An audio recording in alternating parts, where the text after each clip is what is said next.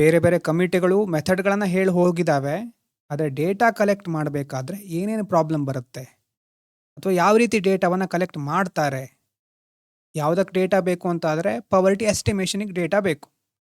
How India collects ಪವರ್ಟಿ data ಅನ್ನೋದು ಈಗಿನ ಒಂದು ಪ್ರಶ್ನೆ ನಮ್ಮ ಮುಂದಿರೋದು. ಲಕ್ಷಗಟ್ಟಲೆ ಫ್ಯಾಮಿಲಿಗಳನ್ನು ಈ ಥರ ಕೇಳ್ತಾ ಹೋದಾಗ ಎಕ್ಸಾಕ್ಟ್ ಡೀಟೇಲ್ಸ್ ಗೊತ್ತಿರೋದಿಲ್ಲ. ಇಲ್ಲೊಂದು ಪಾಯಿಂಟ್ ಬರುತ್ತೆ ನೋಡಿ, the quality of ಪವರ್ಟಿ estimates. Quality of poverty estimates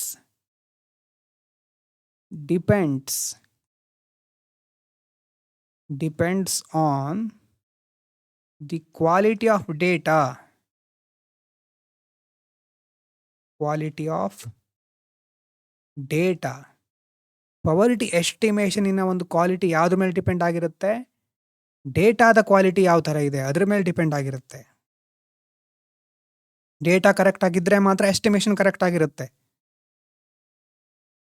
government ಪ್ರತಿಯೊಬ್ಬರ ಹತ್ರನೂ ಹೋಗಿ ನಿಮ್ಮ ಡೇಟಾ ಅಥವಾ ಮಾಹಿತಿ ಕೊಡಿ ಅಂತ ಹೇಳಿ ಕೇಳ್ತಾ ಕೂತ್ಕೊಳ್ಳಿಕ್ಕೂ ಆಗೋದಿಲ್ಲ.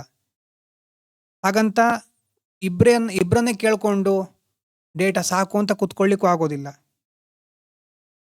ಹಾಗಾದರೆ ಗೌರ್ಮೆಂಟ್ ಏನು ಮಾಡಬೇಕು? ಈಗ ಗೌರ್ಮೆಂಟಲ್ಲೂ ಈಗ ಅದಕ್ಕೆ ಬೇರೆ ಬೇರೆ ಪ್ರೊಸೆಸ್ಸು ಅಥವಾ ಇನ್ಸ್ಟಿಟ್ಯೂಷನ್ಗಳಿದೆ, ಇದನ್ನು ಬರ್ಕೋಬೇಕು. ಇದು ಪ್ರಿಲಿಮ್ಸಿಗೂ important. India mainly estimates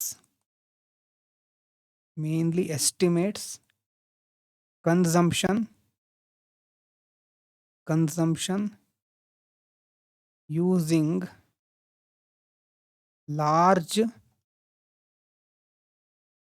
household surveys conducted by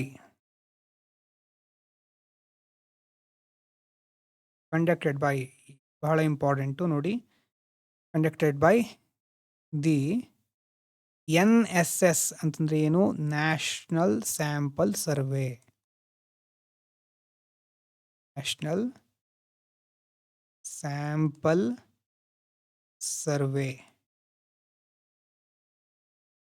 ಇದನ್ನ ಮೊದಲು ಯೂಸ್ ಮಾಡ್ತಾ ಇದ್ರು, ವಿಚ್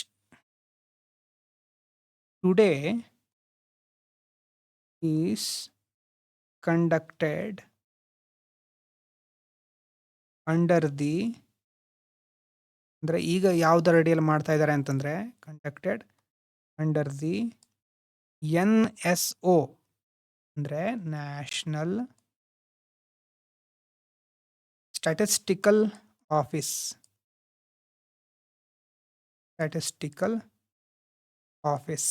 ಯಾವ ಮಿನಿಸ್ಟ್ರಿ ಇದು ಗೊತ್ತಿದೆಯಾ? National statistical office. National sample survey ಅಂತ ಇತ್ತು, ಈಗ NSO ಮಾಡುತ್ತೆ. Correct, very good. MOSPI, ministry of statistics and programme implementation. Correct, MOSPI ಇದು. ಮತ್ತು ಇದ್ರ ಜೊತೆ NSO ಇನ್ನೊಂದು ಸರ್ವೆ ಕಂಡಕ್ಟ್ ಮಾಡುತ್ತೆ. NSO also conducts the household consumption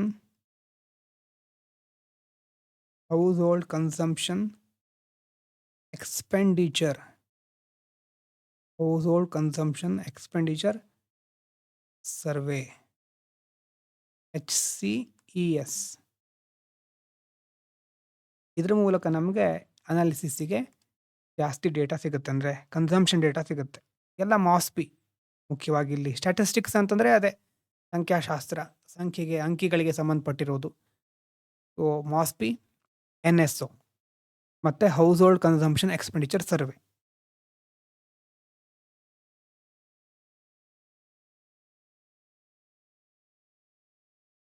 next ಈಗ ನೋಡಿ, ಇಲ್ಲಿ ಸ್ಯಾಂಪಲ್ ಸರ್ವೆ ಅಂತ ಬಂತು.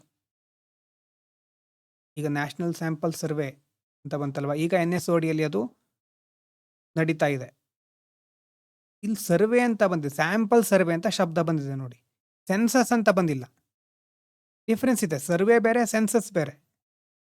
ಈಗ ಒಂದು ಕ್ಲಾಸ್ ರೂಮಿಗೆ ಹೋಗಿದ್ರೆ, ಒಂದು ಕ್ಲಾಸ್ ರೂಮಿಗೆ ನೀವು ಎಂಟರ್ ಆಗಿದ್ದೀರಿ, 100 ಜನ ಸ್ಟೂಡೆಂಟ್ಸ್ ಇದ್ದಾರೆ ಅಲ್ಲಿ ಆ ಕ್ಲಾಸ್ ರೂಮ್ನಲ್ಲಿ. ಆ ಕ್ಲಾಸ್ ರೂಮಿನ ಎವರೇಜ್ ಹೈಟ್ ಬೇಕು ನಿಮಗೆ. ಎಲ್ಲ ಸ್ಟೂಡೆಂಟ್ಸಿನ ಹೈಟನ್ನು ಮೆಜರ್ ಮಾಡಿ ಆಮೇಲೆ ನೀವು ಒಂದು ನಿರ್ಧಾರಕ್ಕೆ ಬಂದರೆ ಅದು census. Measuring the all 100 students, ಅದು ಸೆನ್ಸಸ್. ಇದರ ಬರ್ಕೊಳ್ಳಿ, ಸೆನ್ಸಸ್ ಕಲೆಕ್ಟ್ಸ್ information from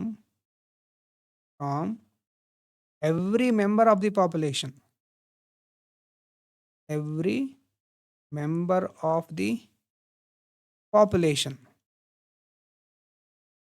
ಎಲ್ಲರ ಹತ್ರನೂ ಹೋಗಿ ಇನ್ಫಾರ್ಮೇಶನ್ ಕಲೆಕ್ಟ್ ಮಾಡೋದು, ಅದು census.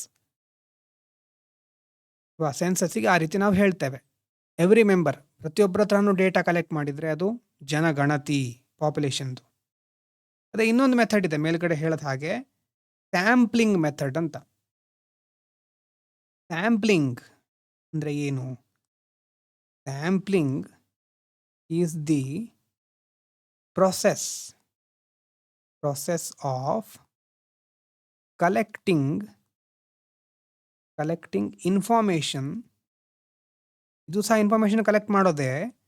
Collecting information from a scientifically selected, ನೋಡಿ, from a scientifically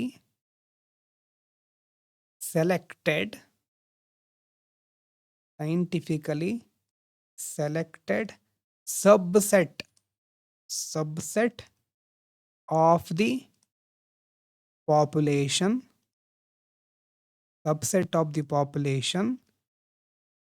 to estimate characteristics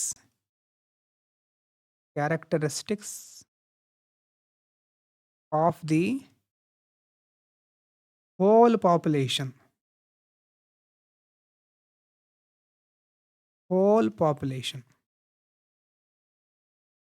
census ಅಂತಂದ್ರೆ ಒಬ್ಬರ ಹತ್ರ ಹೋಗಿ ಮಾಹಿತಿ ತಗೊಳ್ಳೋದು. Sampling is the process of collecting information from a scientifically selected subset of the population to estimate characteristics of the whole population. ಸರ್ಕಲಿನ ರೀತಿ ತೋರಿಸೋದಾದರೆ, ದೊಡ್ಡ ಸರ್ಕಲ್ ಪಾಪ್ಯುಲೇಷನ್, ಅದರ ಒಳಗಡೆ ಒಂದು ಸ್ಯಾಂಪ್ಲಿಂಗು, ಇದು ಸ್ಯಾಂಪ್ಲಿಂಗು. ಇಲ್ಲಿ ಕೋಟ್ಯಾಂತರ ಜನ ಇದ್ದಾರೆ, ಅವರಲ್ಲಿ ಕೆಲವರನ್ನು ಸೆಲೆಕ್ಟ್ ಮಾಡಿ, ಒಳಗಡೆ ಸೆಲೆಕ್ಟ್ ಮಾಡಿ, ಇವ್ರ ಮೂಲಕ ಇಡೀ ಪಾಪ್ಯುಲೇಷನಿನ ಒಂದು ಕ್ಯಾರೆಕ್ಟರಿಸ್ಟಿಕ್ಸು ತಿಳ್ಕೊಳ್ಳಿಕ್ಕೆ ಹೊರಡ್ತಾ ಇದ್ದೇವೆ. ಸ್ಯಾಂಪ್ಲಿಂಗು ಯಾವುದು ಬೆಟರು ಹಾಗಾದರೆ? ಸ್ಯಾಂಪ್ಲಿಂಗ್ ಬೆಟರಾ, ಪಾಪ್ಯುಲೇಷನ್ ಬೆಟರಾ ನಿಮ್ಮ ಪ್ರಕಾರ? ಸ್ಯಾಂಪ್ಲಿಂಗ್ ಒಳ್ಳೇದಾ, ಪಾಪ್ಯುಲೇಷನ್ ಒಳ್ಳೇದಾ? ಅಂದರೆ ಪಾಪ್ಯುಲೇಷನ್ ಸೆನ್ಸಸ್ ಕರೆಕ್ಟ್, ಇಡೀ ಪಾಪ್ಯುಲೇಷನ್ ಕನ್ಸಿಡರ್ ಮಾಡೋದು. ಎಸ್, ಸೆನ್ಸಸ್ ಒಳ್ಳೆಯದು, ಹೌದು, ಬೋತ್ ಅಂತಲೂ ಹೇಳ್ಬೋದು, ಡಿಪೆಂಡಿಂಗ್ ಆನ್ ದಿ ಸಿಚುವೇಶನ್ ಅಲ್ವಾ. ಸೆನ್ಸಸ್ಸಲ್ಲಿ ಎಲ್ಲ ಕವರ್ ಆಗುತ್ತೆ, ತುಂಬ ಡೀಟೇಲ್ ಆಗಿ ನಮಗೆ ಮಾಹಿತಿ ಸಿಗುತ್ತೆ. ಆದರೆ ನಮ್ಮ ದೇಶದಲ್ಲಿ ಜನಸಂಖ್ಯೆ ಜಾಸ್ತಿ ಇದೆ, ಸೆನ್ಸಸ್ ಕಂಡಕ್ಟ್ ಮಾಡಬೇಕು ಅಂದರೆ ಅದಕ್ಕೆ ಎಕ್ಸ್ಪೆನ್ಸ್ ಜಾಸ್ತಿ ಆಗುತ್ತೆ, ವರ್ಷಗಳೇ ಬೇಕು. ನೋಡಿ, ಈ ವರ್ಷ ಸ್ಟಾರ್ಟ್ ಆಗಿದೆ ಡಿಜಿಟಲ್ ಎನಿಮರೇಷನ್ನು, ಮತ್ತು ಮುಂದಿನ ವರ್ಷ ಮನೆ ಬರ್ತಾರೆ, ವರ್ಷಗಳೇ ಬೇಕು. It takes years. ಮತ್ತು ಮ್ಯಾನ್ ಪವರ್ ಬೇಕಲ್ವಾ, ಡಿಜಿಟಲ್ ಡಿವೈಸ್ಗಳು ಬಂದರೂ ಅದನ್ನು ನೋಡ್ಕೊಳ್ಳಿಕ್ಕೆ ತುಂಬ ಜನ ಬೇಕು. ಮತ್ತು ಅಡ್ಮಿನಿಸ್ಟ್ರೇಟಿವ್ ಬರ್ಡನ್, ಅಧಿಕಾರಿ ಆದಮೇಲೆ ನಿಮ್ಗೆ ಗೊತ್ತಾಗುತ್ತೆ ಮ್ಯಾನ್ ಪವರ್ ಅನ್ನೋದು ಅಷ್ಟು ಸುಲಭವಾಗಿ ಸಿಕ್ಕೋದಿಲ್ಲ, ಆಡಳಿತಾತ್ಮಕವಾಗಿ ಎಲ್ಲ ನಿಂತು ಹೋಗ್ಬಿಡ್ತಾ ಇರುತ್ತೆ. ಹಾಗಾಗಿ ಸೆನ್ಸಸ್ ಅನ್ನೋದು ಒಳ್ಳೆಯದೇ. ಸೆನ್ಸಸ್ನಲ್ಲಿ ನಮಗೆ ಜಾಸ್ತಿ ಡೇಟಾ ಸಿಗುತ್ತೆ. ಆದರೆ ನಮ್ಮ ದೇಶದ ಒಂದು ವ್ಯಾಪ್ತಿನ ನೋಡಿದಾಗ ಸ್ಯಾಂಪ್ಲಿಂಗ್ ಸ್ವಲ್ಪ ಹೆಚ್ಚು ನಾವು ಯೂಸ್ ಮಾಡ್ತೇವೆ. ಅದರಲ್ಲೇ ಹೇಳಿದ್ವಲ್ವಾ ಸೈಂಟಿಫಿಕಲಿ ಸೆಲೆಕ್ಟೆಡ್ ಸಬ್ಸೆಟ್ ಅಂತ. Managing and finding difference is difficult. ಹೌದು, ಸೆನ್ಸಸ್ಸಲ್ಲಿ ಸ್ಯಾಂಪ್ಲಿಂಗಲ್ಲಿ ಸೆಲೆಕ್ಟೆಡ್ ಹೌಸ್ ಹೋಲ್ಡ್ಗಳನ್ನು ಕನ್ಸಿಡರ್ ಮಾಡ್ತೇವೆ. ಎಕ್ಸ್ಪೆನ್ಸ್ ಕಡಿಮೆ ಇರುತ್ತೆ, ಫಾಸ್ಟಾಗಿ ಆಗುತ್ತೆ, ಸ್ಮಾಲರ್ ಟೀಮ್ ಇರುತ್ತೆ, ಮ್ಯಾನೇಜ್ ಮಾಡಲಿಕ್ಕೆ ಈಸಿಯಾಗಿ ಆಗುತ್ತೆ. ಅಂದರೆ ನಮ್ಮ ದೇಶವನ್ನು ಕನ್ಸಿಡರ್ ಮಾಡಿದರೆ 1.4 ಬಿಲಿಯನ್ ಪೀಪಲ್ ಇದ್ದೇವೆ. ಪ್ರತಿ ಸಾರಿನೂ ಪ್ರತಿಯೊಂದಕ್ಕೂ ಫುಲ್ ಸೆನ್ಸಸ್ ಕಂಡಕ್ಟ್ ಮಾಡ್ಲಿಕ್ಕೆ ಆಗೋದಿಲ್ಲ ಅಲ್ವಾ. ನೀವು ಪಾಲಿಸಿ ಮೇಕರ್ಸ್ ಆಗಿದ್ರೆ ಆ ಒಂದು ಡೇಟಾ ಬರ್ತದಲ್ವಾ, ಆಮೇಲೆ ಅದನ್ನ ನೀವು ಕನ್ಸಾಲಿಡೇಟ್ ಮಾಡಲಿಕ್ಕೂ ಮತ್ತೆ ತುಂಬಾ ಜನ ಬೇಕು, ತುಂಬಾ ಟೈಮ್ ಬೇಕು. ಹಾಗಾಗಿ ಇಂಡಿಯಾ ಜನರಲಿ ಯೂಸಸ್, ಬರ್ಕೊಳ್ಳಿ, ಇಂಡಿಯಾ ಜನರಲಿ ಯೂಸಸ್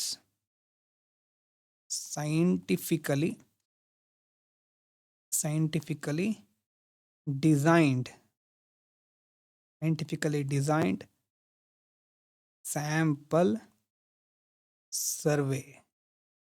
ಯಾವುದಕ್ಕೆ? ಫಾರ್ ಎಸ್ಟಿಮೇಟಿಂಗ್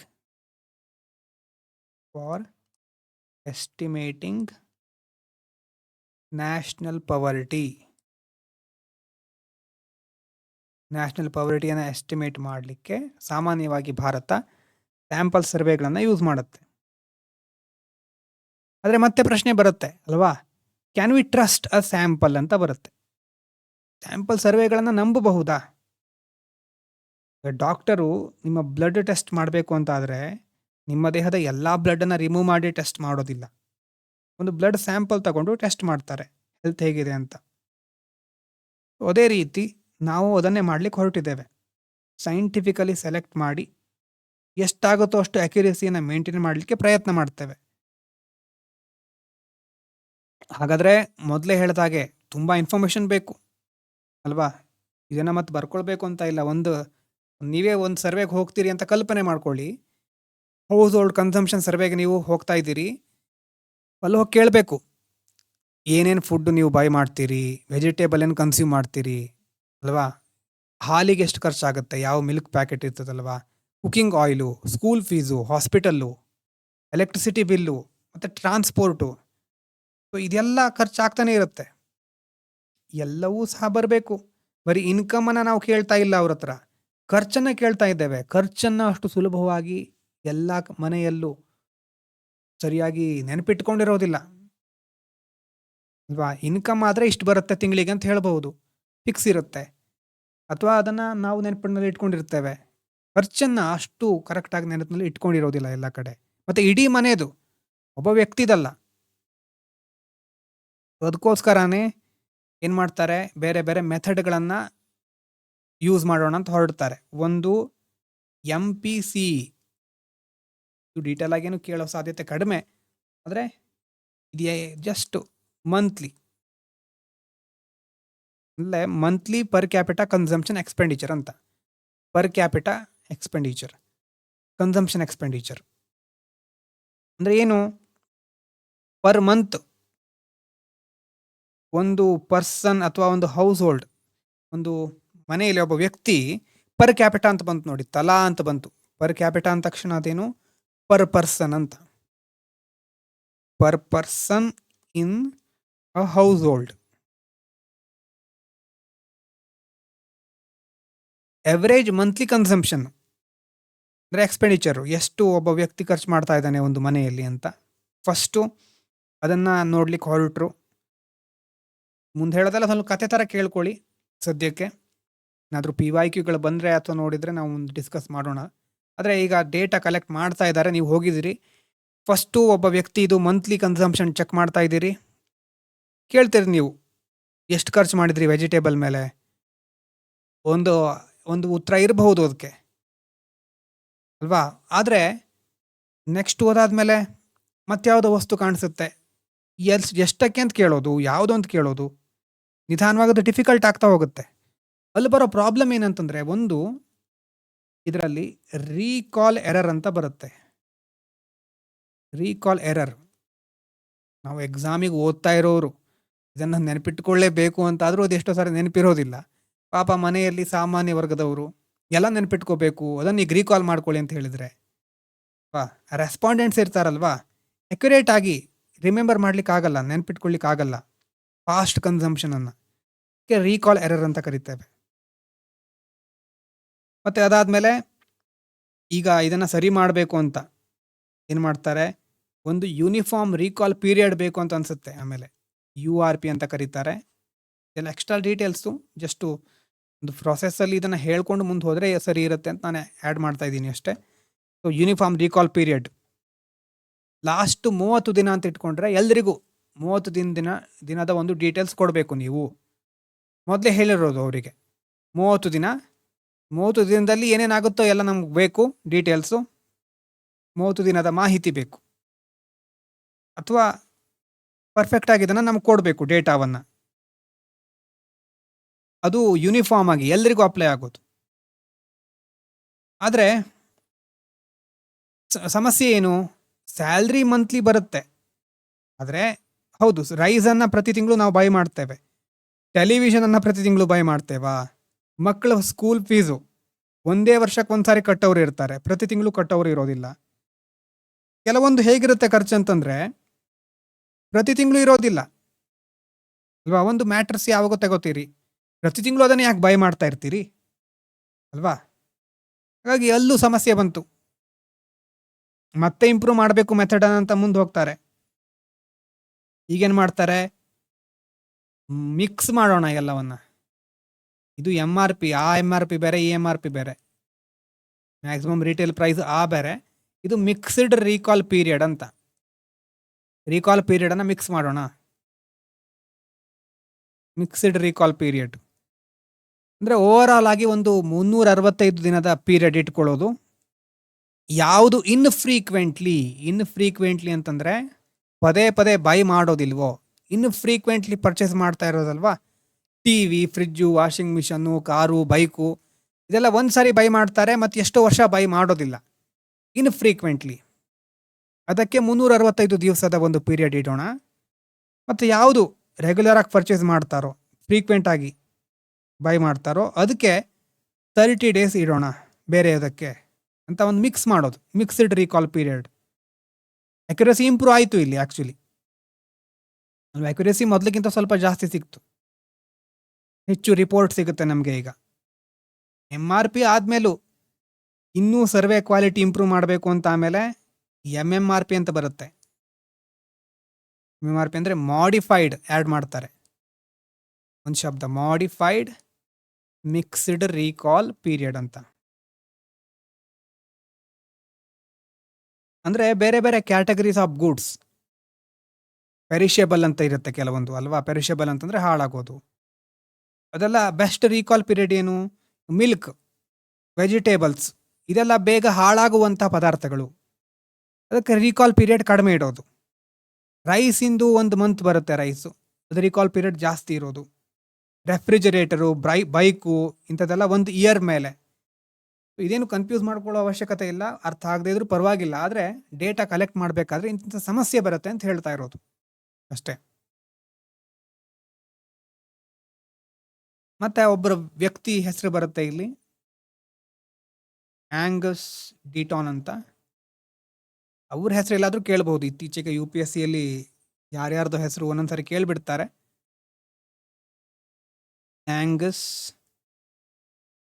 ಹೆಚ್ಚಾಗಿ ಡಿಟಾನ್ ಅಂತ ಪ್ರೊನೌನ್ಸ್ ಮಾಡಬಹುದು ಅಂದ್ಕೊಂಡಿದ್ದೇನೆ. ಎಕನಾಮಿಯಲ್ಲಿ ಆವಾಗ ಇವ್ರ ಹೆಸರು ಬರುತ್ತೆ. ಇವ್ರು ಯಾರು, Nobel prize winning economist, Nobel prize ಸಿಕ್ಕಿದೆ ಇವರಿಗೆ. ಕನ್ಸಂಪ್ಷನ್ ಫೀಲ್ಡಲ್ಲಿ ಹೆಚ್ಚು ವರ್ಕ್ ಮಾಡಿದವರು ಇವರು, ಹೌಸ್ ಹೋಲ್ಡ್ ಸರ್ವೆ ಮೆಥಡಾಲಜಿಯಲ್ಲಿ ವರ್ಕ್ ಮಾಡಿರ್ತಾರೆ. ಇವರ ಅರ್ಥ ಅಂದರೆ ಮುಖ್ಯವಾಗಿ ಹೇಳೋದೇನಂತಂದರೆ, ಇವರು ಯಾವಾಗ ಬೆಟರ್ ಹೌಸ್ ಹೋಲ್ಡ್ ಸರ್ವೆಗಳಾಗುತ್ತೋ, ಇವ್ರು ರಿಸರ್ಚ್ ಮಾಡಿರೋದು ಏನಂತಂದರೆ ಬೆಟರ್ ಹೌಸ್ ಹೋಲ್ಡ್ ಸರ್ವೆ, ಅದರಿಂದ ಏನು ಸಿಗುತ್ತೆ, better consumption, better consumption estimates, ಇದರಿಂದ ಒಳ್ಳೆ ಕನ್ಸಂಪ್ಷನ್ ಎಸ್ಟಿಮೇಟ್ಸ್ ಸರಿಯಾಗಿರೋ ಸಿಕ್ಕಿದ್ರೆ ಮುಂದೆ ಬೆಟರ್ ಪವರ್ಟಿ ಮೆಷರ್ಮೆಂಟ್. ಎಲ್ಲ ಹೋಗಿ ಸೇರೋದು ಅಲ್ಲೇ ಅಲ್ವಾ? ಸ್ಟಾರ್ಟ್ ಮಾಡಿರೋದೇ ಇದರಿಂದ, ಪವರ್ಟಿಯಿಂದ. ಪವರ್ಟಿ ಮೆಷರ್ ಮಾಡೋದ್ರಿಂದ ಪವರ್ಟಿ ಮೆಷರ್ಮೆಂಟ್ ಸರಿಯಾಗಿ ಆಗಬೇಕು. ಹಾಗಾಗಿ ಹೌಸ್ ಹೋಲ್ಡ್ ಸರ್ವೆಗಳನ್ನು ಸರಿಯಾಗಿ ಮಾಡಬೇಕು. ಚೆನ್ನಾಗಿ ಎಸ್ಟಿಮೇಷನ್ ಸಿಗುತ್ತೆ. ಆವಾಗ ಪವರ್ಟಿಯನ್ನು ಚೆನ್ನಾಗಿ ಮೆಷರ್ ಮಾಡಬಹುದು. ಹಾಗಾಗಿ ಇವರು ಅದೇ ಹೇಳ್ತಾರೆ, ಅಂದರೆ ರೀಕಾಲ್ ಪೀರಿಯಡ್ ಅಂತ ನಾವೇನು ಹೇಳಿದ್ವಿ ಎಲ್ಲ ಅಪ್ರಾಪ್ರಿಯೇಟ್ ಆಗಿರಬೇಕು. ಹೇಗೇಗೋ ಅನ್ಸೈಂಟಿಫಿಕ್ ಆಗಿರಬಾರ್ದು. ಆ ಒಂದು ಫೀಲ್ಡಲ್ಲಿ ಅವರು ವರ್ಕ್ ಮಾಡಿರೋರು. ಅವ್ರ ಬಗ್ಗೆ ಅಷ್ಟು ಗೊತ್ತಿರಲಿ. ಮತ್ತು ಅದೇ ರೀತಿ ಸರ್ವೆ ಯಾವ ಥರ ಮಾಡ್ತಾರೆ ಅಲ್ವಾ, ಅದು ಸಹ ಮ್ಯಾಟ್ರ್ ಆಗುತ್ತೆ. ಒಂದು ಎರಡು ಕಂಟ್ರಿ ಇದೆ ಅಂತ ಇಟ್ಕೊಂಡ್ರೆ, ಎ ಮತ್ತು ಬಿ ಅಂತ. ಸರಿಯಾಗಿ ಸರ್ವೆ ಮಾಡಿರೋ ಕಂಟ್ರಿಯಲ್ಲಿ ಡೇಟಾ ಚೆನ್ನಾಗಿ ಸಿಗುತ್ತೆ. ಸರ್ವೆ ಚೆನ್ನಾಗಿಲ್ಲ ಅಂತಂದರೆ ಅಲ್ಲಿ ಪವರ್ಟಿ ಎಸ್ಟಿಮೇಷನ್ ಆಗೋದಿಲ್ಲ ಅಲ್ವಾ. ಯಾವಾಗ ನೋಡಿ, ಗವರ್ನೆನ್ಸಲ್ಲೂ ಇದನ್ನೇ ಹೇಳ್ತೇನೆ ನಾನು, ಡೇಟಾದಿಂದಾನೇ ಶುರುವಾಗೋದು, ಅಥವಾ ಡೇಟಾ ನಮಗೆ ಇನ್ಪುಟ್ ಸಿಗೋದು. ಇನ್ಪುಟ್ ಇಟ್ಕೊಂಡ್ರೆ ನಾವು ಆ ಇನ್ಫಾರ್ಮೇಷನ್ನ ಯೂಸ್ ಮಾಡಿಕೊಂಡು ಪಾಲಿಸಿ ಡಿಸೈನ್ ಮಾಡ್ತೇವೆ. ಪಾಲಿಸಿ ಡಿಸೈನ್ ಮಾಡಿ ಆಮೇಲೆ ಇಂಪ್ಲಿಮೆಂಟ್ ಮಾಡ್ತೇವೆ. ಇಂಪ್ಲಿಮೆಂಟ್ ಮಾಡಿ ಆದಮೇಲೆ ಅದರ ಒಂದು ಫೀಡ್ಬ್ಯಾಕ್ ತಗೊಳ್ತೇವೆ. ಫೀಡ್ಬ್ಯಾಕ್ ನಮಗೆ ಇನ್ನೊಂದು ಡೇಟಾ ರೀತಿ ಮತ್ತೆ ಇನ್ಪುಟ್ ಆಗಿ ಸಿಗುತ್ತೆ. ಈ ರೀತಿ ಫೀಡ್ಬ್ಯಾಕ್ ತಗೊಂಡು ಮಿಡ್ಲಲ್ಲಿ ರಿಫಾರ್ಮ್ ಮಾಡ್ತೇವೆ, ಮತ್ತೆ ಪಾಲಿಸಿ ಡಿಸೈನ್ ಮಾಡ್ತೇವೆ. ಈ ರೀತಿ ಗವರ್ನೆನ್ಸ್ ಪ್ರೊಸೆಸ್ ಓವರ್ ಆಲ್ ಆಗಿರುತ್ತೆ. ಎಲ್ಲ ಕಡೆನೂ ನಮಗೆ ಬೇಕಾಗಿರೋದು ಡೇಟಾ. ಡೇಟಾ ಇಲ್ಲದೆ ಏನೂ ಮಾಡ್ಲಿಕ್ಕೆ ಆಗೋದಿಲ್ಲ. ಅದು ಬಹಳ ಇಂಪಾರ್ಟೆಂಟ್. ಸ್ಯಾಂಪಲ್ಲು, ಸೆನ್ಸಸ್ಸು, ಇದೆಲ್ಲ ಒಂದೊಂದು ರೀತಿ ಪರ್ಪಸ್ಸಿಗೆ ಹೆಲ್ಪ್ ಆಗುತ್ತೆ. ನೆಕ್ಸ್ಟ್ ಅದಾದಮೇಲೆ ಈ ತನಕ ಹೇಳಿದೆಲ್ಲ ಗೊತ್ತಾಯ್ತಾ? ಎಷ್ಟು ಓವರ್ ಆಲ್ ಆಗಿ ಒಂದು ಕಾನ್ಸೆಪ್ಚುಯಲ್ ಆಗಿ ಈ ಥರ ಇರುತ್ತೆ. ಯಾವುದು ಈಗ ಬ್ರೇಕ್ ಆದಮೇಲೆ ಇಲ್ಲಿ ತನಕ ಇಂಪಾರ್ಟೆಂಟ್ ಅಂತ ಅಲ್ಲ, ಹೌದು ಈ ಥರ ಇರುತ್ತೆ ಸೆನ್ಸಸ್ಸು, ಸ್ಯಾಂಪಲಿಂಗ್ ಸರ್ವೆ ಎಲ್ಲ ಅಂತ. Yes, okay. ಹಾಗಾದರೆ ಮುಂದೆ ಹಾಗಾದರೆ ನೆಕ್ಸ್ಟು ಕಾನ್ಸೆಪ್ಟ್ ನೋಡೋಣ. ಈಗ ಸರ್ವೆ ಮಾಡಿದ್ವಿ ಏನಾ, ಸರ್ವೆಯಿಂದ ನಮಗೊಂದು ಡೇಟಾ ಸಿಕ್ತು. ಡೇಟಾ ಸಿಕ್ಕಿದೆ. ಈಗ ಡೇಟಾದಲ್ಲಿ ನಿಜವಾಗ್ಲೂ ಬೆನಿಫಿಷಿಯರಿ ಯಾರು? ಹಾಗಾದರೆ finding the right beneficiary important. ಈಗ ಪವರ್ಟಿ ಮೆಷರ್ ಮಾಡೋದು ಒಂದು ಹಂತ, ಅಂದರೆ ಪುವರ್ ಯಾರು ಅಂತ ಐಡೆಂಟಿಫೈ ಮಾಡೋದು ಇನ್ನೊಂದು ಹಂತ. ಗೌರ್ಮೆಂಟಿಂದನೇ ಒಂದು ಹೊಸ ವೆಲ್ಫೇರ್ ಸ್ಕೀಮ್ ಬರುತ್ತೆ. ಸ್ಕೀಮ್ ಯಾರಿಗೋಸ್ಕರ ಇರೋದು? ಪುವರ್ ಫ್ಯಾಮಿಲಿಗೋಸ್ಕರ ಇರೋದು. ಹಾಗಾದರೆ ಯಾರು, ಹೂ ಇಸ್ ಎಕ್ಸಾಕ್ಟ್ಲಿ ಪುವರ್ ಅಲ್ವಾ? ಯಾರು ಪುವರ್? ಹಾಗಾದರೆ ಪ್ರತಿಯೊಬ್ಬರಿಗೂ ಏನು ಆ ಸ್ಕೀಮನ್ನು ನಾವು ಇಂಪ್ಲೈ ಮಾಡಲಿಕ್ಕೆ ಆಗೋದಿಲ್ಲ. ಮತ್ತು ಪ್ರತಿಯೊಬ್ಬರ ಹತ್ರನೂ ಹೋಗಿ ನೀನು ಬಡವರ ಅಥವಾ ನಿಮ್ಮ ಮನೆ ಬಡತನ ಪರಿಸ್ಥಿತಿ ಹೊಂದಿದೆಯಾ, ಆರ್ ಯು ಪುವರ್ ಅಂತ ಕೇಳಲಿಕ್ಕೂ ಆಗೋದಿಲ್ಲ. ಅಲ್ಲೇ ನಮಗೆ ಎರಡು ಎರರ್ಗಳು ಬರೋದು ಆಲ್ರೆಡಿ ಗೊತ್ತಿದೆ ನಿಮಗೆ, ಇನ್ಕ್ಲೂಷನ್ ಎಕ್ಸ್ಕ್ಲೂಷನ್ ಎರರ್ ಅಲ್ವಾ. ಅದಕ್ಕೋಸ್ಕರನೇ ಬೇಕಾಗಿರೋದು ಪವರ್ಟಿ ಲೈನ್ ಅನ್ನೋದು ಕಾನ್ಸೆಪ್ಟು. ಅಂಥ ಸಂದರ್ಭದಲ್ಲಿ ನಾವು ಸರಿಯಾಗಿ ಏನು ಮಾಡಬೇಕಾಗುತ್ತೆ? ಡೇಟಾದಿಂದ ಐಡೆಂಟಿಫೈ ಮಾಡ್ಕೊಳ್ಳೋದನ್ನು ಕಲ್ತ್ಕೋಬೇಕಾಗತ್ತೆ. ಅದರಲ್ಲಿ ಒಂದನ್ನು ನೋಡಿರ್ಬೋದು, ಸೋಷಿಯೋ ಇಕಾನಮಿಕ್ ಕಾಸ್ಟ್ ಸೆನ್ಸಸ್. ಇದನ್ನು ಕೇಳಿದ್ದೀರಾ ಎಲ್ಲಾದರೂ? ಸೋಷಿಯೋ ಇಕನಾಮಿಕ್ ಕಾಸ್ಟ್ ಸೆನ್ಸಸ್ ಆವಾಗ ಕೆಲವೊಂದು ಕಡೆ ಸುದ್ದಿಲಿ ಇರುತ್ತೆ. Socio economic caste census.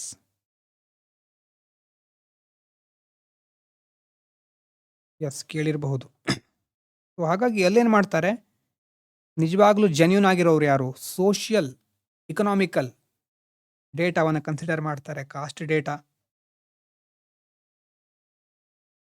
ಪವರ್ಟಿ line ಬೇರೆ, SECC ಈಗ ಏನು ಹೇಳ್ತಾರೆ ಅದಕ್ಕೆ ಶಾರ್ಟ್ ಆಗಿ ಸೋಷಿಯೋ ಇಕನಾಮಿಕ್ ಕಾಸ್ಟ್ ಸೆನ್ಸಸ್ ಅಂತ ಶಾರ್ಟಾಗಿ ಕರಿತೇವೆ. ಇದರ ಪರ್ಪಸ್ ಏನು? To identify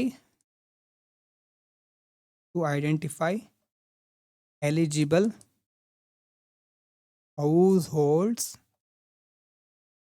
households for government government welfare schemes. Government welfare ಸ್ಕೀಮ್ಸ್ಗಳಿಗೆ ಯಾರು ಎಲಿಜಿಬಲ್ ಅಂತ ನೋಡೋದು. ಸೋಷಿಯೋ ಎಕನಾಮಿಕ್ ಕಾಸ್ಟ್ ಸೆನ್ಸಸ್ ಅಲ್ಲಿ ಮುಖ್ಯವಾಗಿ ಅದನ್ನು ಪರ್ಪಸ್ ಆಗಿ ಇಟ್ಕೊಂಡಿರ್ತಾರೆ.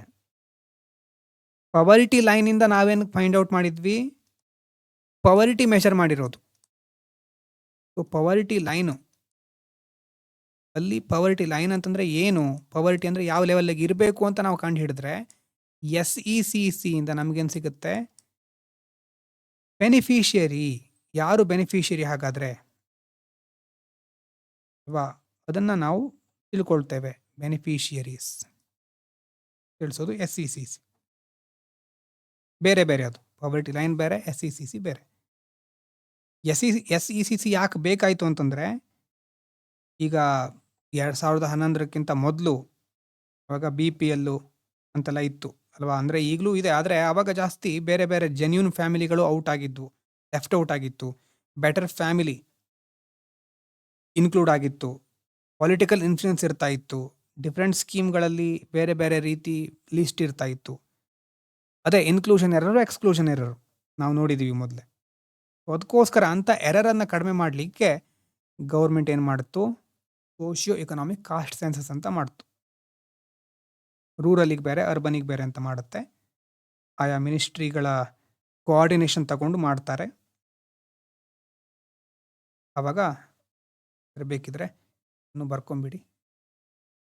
SECC is a nationwide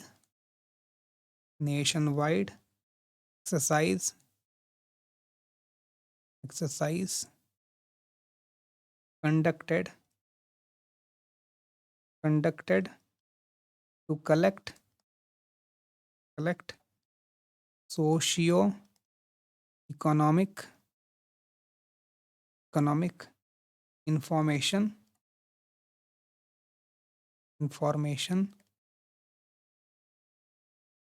of households for identifying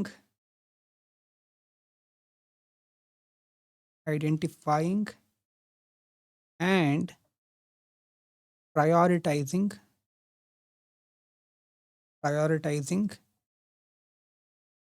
beneficiaries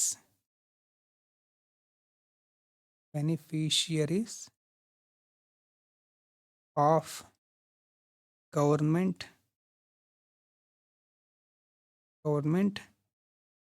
welfare programs.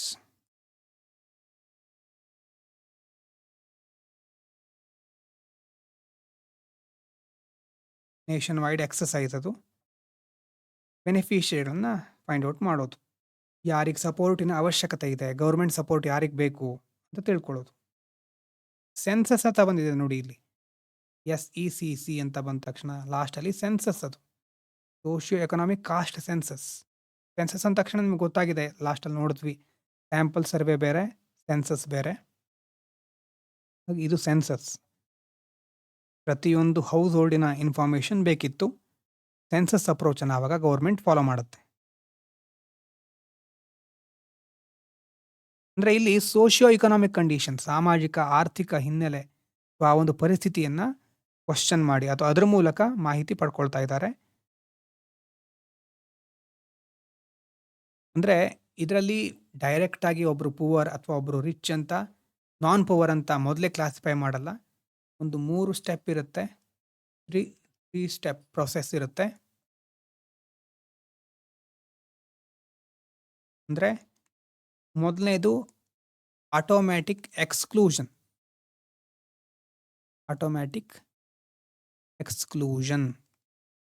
Exclusion ಅಂತಂದರೆ ಯಾರು ನಿಜವಾಗ್ಲೂ ಬಡವರು ಅಲ್ಲ, ಮೊದಲೇ ಅವರನ್ನು ತೆಗೆದಾಕ್ಬಿಡೋದು ಅಲ್ವಾ.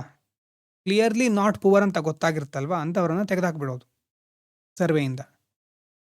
ಯಾರು ಹಾಗಾದರೆ ಯಾರು ಪುವರ್ ಅಲ್ಲ ಅಂತ ಗೊತ್ತಾಗುತ್ತೆ ಅಂತಂದರೆ, government employee, income tax pair ಇರ್ತಾರೆ, ಅಥವಾ ಪ್ರೊಫೆಷ್ನಲ್ ಟ್ಯಾಕ್ಸ್ ಪೇಯರ್ ಇರ್ತಾರೆ, ಮತ್ತು ವೆಹಿಕಲ್, ದೊಡ್ಡ ದೊಡ್ಡ ವೆಹಿಕಲ್ಲು, ಮನೆಯಲ್ಲಿ ರೆಫ್ರಿಜರೇಟರು, ಈ ರೀತಿ ಅವರ ಆಸ್ತಿ ಪಾಸ್ತಿ ಮಾಹಿತಿ ಇಟ್ಕೊಂಡು ಅಂಥವ್ರನ್ನ ಮೊದಲೇ ಎಕ್ಸ್ಕ್ಲೂಡ್ ಮಾಡಿಬಿಡೋದು.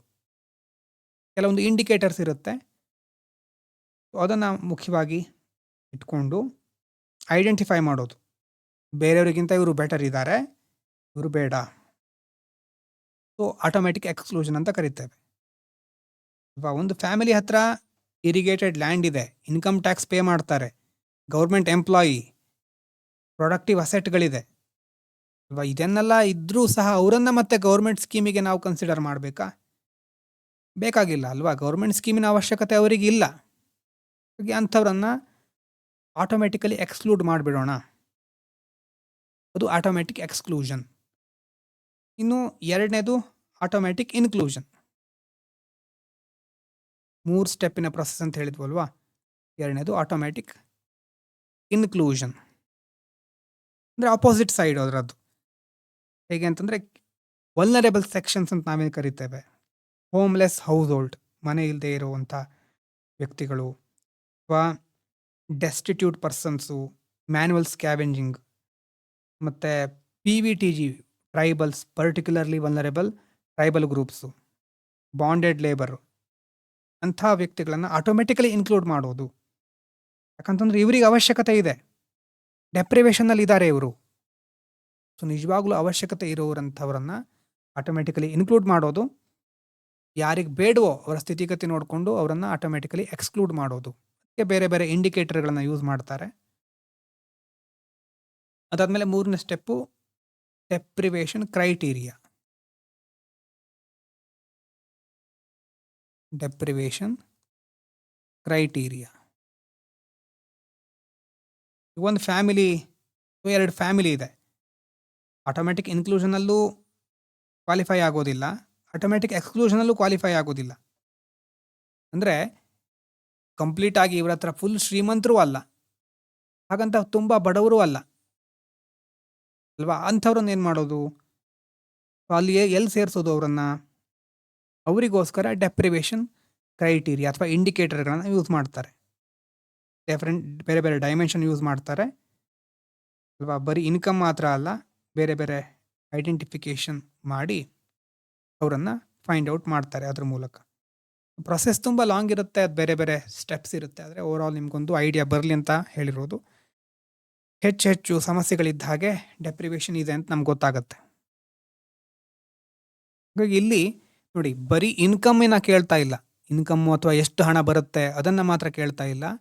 ಹೌಸಿಂಗು, ಆಕ್ಯುಪೇಷನ್ನು, ಡಿಸ್ಯಾಬಿಲಿಟಿ, ಲೈವ್ಲಿಹುಡ್ಡು, ಅಸೆಟ್ಟು ಎಲ್ಲವನ್ನು ರೆಕಗ್ನೈಸ್ ಮಾಡ್ತಾ ಇದ್ದಾರೆ. ಸೊ ದಟ್ ಇಸ್ ವೈ ನಾವು ಹೇಳ್ತೀವಲ್ವಾ, ಪವರ್ಟಿ ಇಸ್ ಮಲ್ಟಿ ಡೈಮೆನ್ಷನಲ್ ಅಂತ. ಆ ಒಂದು ಕಾನ್ಸೆಪ್ಟ್ ಇಲ್ಲಿ ಇನ್ಕ್ಲೂಡ್ ಆಗಿದೆ, ಮಲ್ಟಿ ಡೈಮೆನ್ಷನಲ್. ಬಹು ಆಯಾಮದ ಬಡತನವನ್ನು ಕನ್ಸಿಡರ್ ಮಾಡ್ತಾ ಇದ್ದಾರೆ.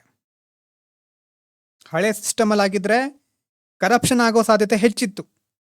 ನೀವೊಂದು ಸ್ಕೀಮಿಗೆ ಅಪ್ಲೈ ಮಾಡಿದ್ರು ನಿಮ್ಮ ಇನ್ಕಮ್ ಪ್ರೂವ್ ಮಾಡಬೇಕು, ಅಸೆಟ್ ಪ್ರೂವ್ ಮಾಡಬೇಕು, ಎಲಿಜಿಬಿಲಿಟಿ ಪ್ರೂವ್ ಮಾಡಬೇಕು ಅಲ್ವಾ? ಪ್ರೂವ್ ಮಾಡ್ಲಿಕ್ಕೆ ಹೋದಾಗೆಲ್ಲ ಅಲ್ಲಿ ಕರಪ್ಷನ್ ಸ್ಟಾರ್ಟ್ ಆಗಿಬಿಡುತ್ತೆ. ಈಗ ಸದ್ಯದ ಪರಿಸ್ಥಿತಿಯಲ್ಲಿ ಅಂದರೆ ಇಂತಹ ಒಂದು ಸರ್ವೆಗಳನ್ನು ಗೌರ್ಮೆಂಟೇ ಮಾಡಿದ್ರು, ಮಿಡ್ಲಲ್ಲಿ ಬೇರೆ ಕರಪ್ಷನ್ ಆಗೋದೇ ಇಲ್ಲ ಅಂತ ಅಲ್ಲ, ಆದರೆ ವೆರಿಫೈಡ್ ಡೇಟಾ ಸಿಕ್ಕಿದ ಮೇಲೆ ಕರಪ್ಷನ್ ಕಡಿಮೆ ಆಗಿದೆ ಅಂತ ಮೊದಲಿಗಿಂತ.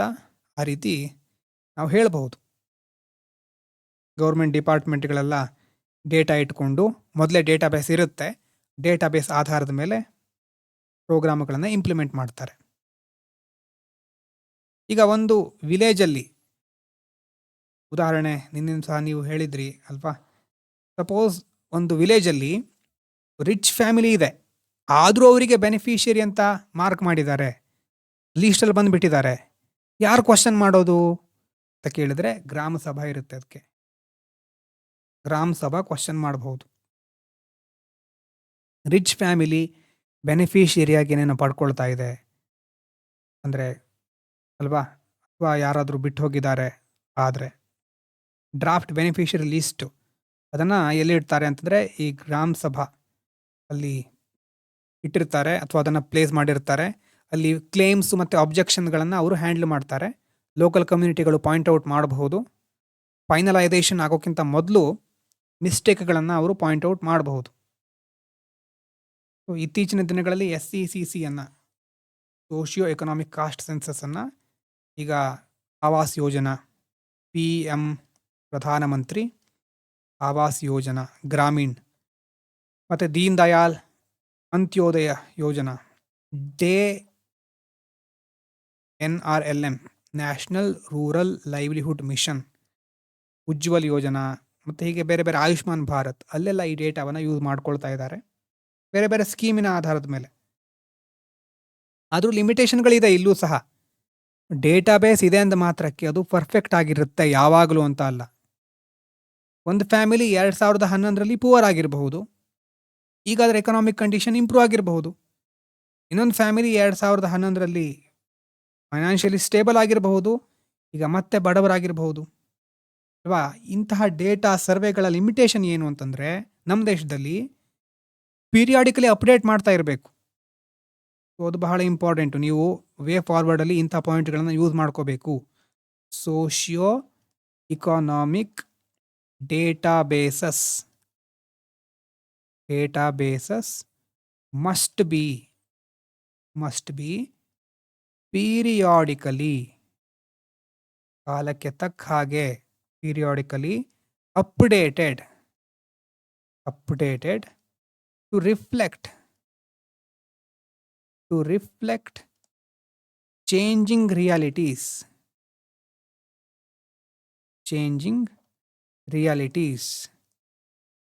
ರಿಯಾಲಿಟಿ ಚೇಂಜ್ ಆಗಿಬಿಟ್ಟಿರುತ್ತೆ ಈಗ.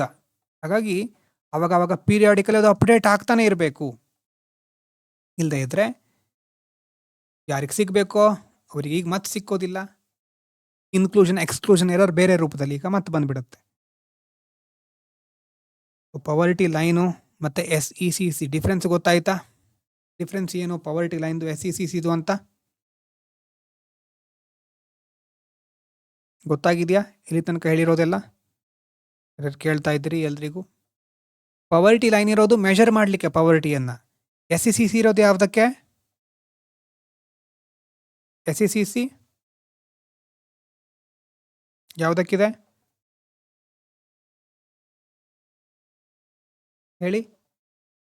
ಬೆನಿಫಿಷಿಯರಿಗಳನ್ನು ಐಡೆಂಟಿಫೈ ಮಾಡಲಿಕ್ಕೆ. Correct, yes, eligible house hold.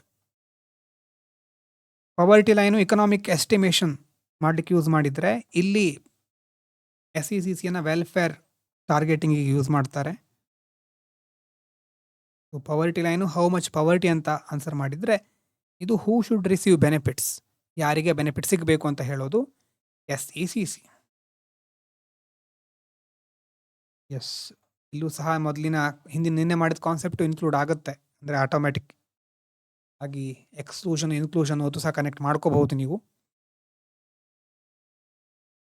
So ಹೇಗೆ ಇಂಡಿಯಾ ಪವರ್ಟಿ ಮೆಷರ್ ಮಾಡ್ತಾ ಬಂತು, ಮತ್ತು ಈಗ ಹೇಗೆ ಬೆನಿಫಿಷಿಯರಿಗಳನ್ನು ಐಡೆಂಟಿಫೈ ಮಾಡ್ತಾರೆ ಅಲ್ವಾ? ಇಲ್ಲಿ ತನಕ ಗೊತ್ತಾಯ್ತಾ ಎಲ್ಲ? ಇಲ್ಲಿ ತನಕ ಇವತ್ತು ಏನೇನು ಮಾಡಿದ್ವಿ ಅನ್ನೋದೆಲ್ಲ ಗೊತ್ತಾಯ್ತಾ? ಮುಂದುವರಿಯೋದಾ? ಬ್ರೇಕ್ ಬೇಕಾ? ಸಾಕು ಅಂತ ಹೇಳ್ತೀರಾ? ಮತ್ತೆ ಕಂಟಿನ್ಯೂ ಮಾಡೋದಾದರೆ ಕಂಟಿನ್ಯೂ ಅಂತ ಹಾಕಿ, ಬ್ರೇಕ್ ಬೇಕಾದರೆ ಬ್ರೇಕ್ ಅಂತ ಹಾಕಿ. ಎಸ್, ಕಂಟಿನ್ಯೂ ಮಾಡೋಣ ಹಾಗಿದ್ರೆ. ಸೊ ಭಾರತದ ಒಂದು ಹಂತದಲ್ಲಿ ನಾವಿದ್ದೇವೆ. ಈಗ ಇಂಟರ್ನ್ಯಾಷನಲ್ ಲೆವೆಲಿಗೆ ಹೋಗಬೇಕು. ಪವರ್ಟಿ ಬಿಯಾಂಡ್ ಇಂಡಿಯಾ ಬಹಳ ಮುಖ್ಯ ಆಗುತ್ತೆ ಇದು. ಪವರ್ಟಿ ಬಿಯಾಂಡ್ ಇಂಡಿಯಾ. ನಮ್ಮ ದೇಶದಲ್ಲಿ ಪವರ್ಟಿ ಮೆಷರ್ ಮಾಡಿ, ಬೆನಿಫಿಷಿಯರಿಗಳನ್ನು ಮೆಷರ್ ಮಾಡಿ, ಅವರಿಗೆ ವೆಲ್ಫೇರ್ ಸ್ಕೀಮನ್ನು ತಲುಪಿಸೋ ತನಕ ನಾವು ಬಂದಿದ್ದೇವೆ. ಈಗ ಬರೀ ನಮ್ಮ ದೇಶ ಮಾತ್ರ ಅಲ್ಲ, ಜಾಗತಿಕ ಮಟ್ಟದಲ್ಲಿ ಪವರ್ಟಿಯ ಒಂದು ಕಥೆ ಯಾವ ಥರ ಇದೆ. ಈಗ ಇಬ್ಬರು ವ್ಯಕ್ತಿಗಳಿದ್ದಾರೆ, ರಾಹುಲ್ ಅಂತ ಒಬ್ಬರು, ಇನ್ನೊಬ್ಬ ಡೇವಿಡ್. ಓಕೆನಾ? ರಾಹುಲ್ ಎಲ್ಲಿದ್ದಾರೆ? ಇಂಡಿಯಾದಲ್ಲಿದ್ದಾರೆ. ಡೇವಿಡ್ US ಅಲ್ಲಿದ್ದಾರೆ. ಇಬ್ಬರು ಪ್ರತಿದಿನ ಕಂಪೇರ್ ಮಾಡಿದರೆ $10 ಏನು ಮಾಡ್ತಾರೆ, ಅರ್ನ್ ಮಾಡ್ತಾರೆ ಅಂತ ಇಟ್ಕೊಂಡು, ಯಾವುದೋ ಒಂದು ಸಣ್ಣ ಕೆಲಸ, ಪಾರ್ಟ್ ಟೈಮ್ ಜಾಬ್ ಮಾಡ್ತಾ ಇದ್ದಾರೆ. ಡಾಲರಲ್ಲೇ ಇಡೋಣ, $1 ಇರಲಿ, $10 ಅಂತ ಇರಲಿ. ಕಂಪೇರ್ ಮಾಡಲಿಕ್ಕೆ ಹೆಲ್ಪ್ ಆಗುತ್ತೆ. ಇವರು $10, ಇವರು $10. ಇಬ್ಬರು ಅರ್ನ್ ಮಾಡ್ತಾ ಇದ್ದಾರೆ, ಪಾರ್ಟ್ ಟೈಮ್ ಜಾಬ್ ಅಂತ ಇಟ್ಕೊಳ್ಳಿ. ಹಾಗಾದರೆ ಇಬ್ಬರು ಈಕ್ವಲಿ ರಿಚ್ಚಾ? ನಿಮ್ಮ ಪ್ರಕಾರ ಏನು, S R no?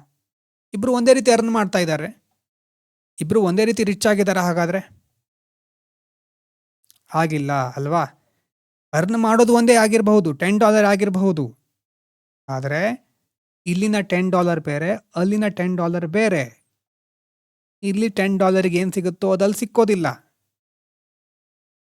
United States ಅಲ್ಲಿ ಫುಡ್ ಪ್ರೈಸ್ ಚೇಂಜ್ ಇರುತ್ತೆ, ಸಿಚುವೇಶನ್ ಬೇರೆ ಇರುತ್ತೆ, ರೆಂಟ್ ಬೇರೆ ಇರುತ್ತೆ, ಟ್ರಾನ್ಸ್ಪೋರ್ಟ್ ಕಾಸ್ಟ್ ಬೇರೆ ಇರುತ್ತೆ.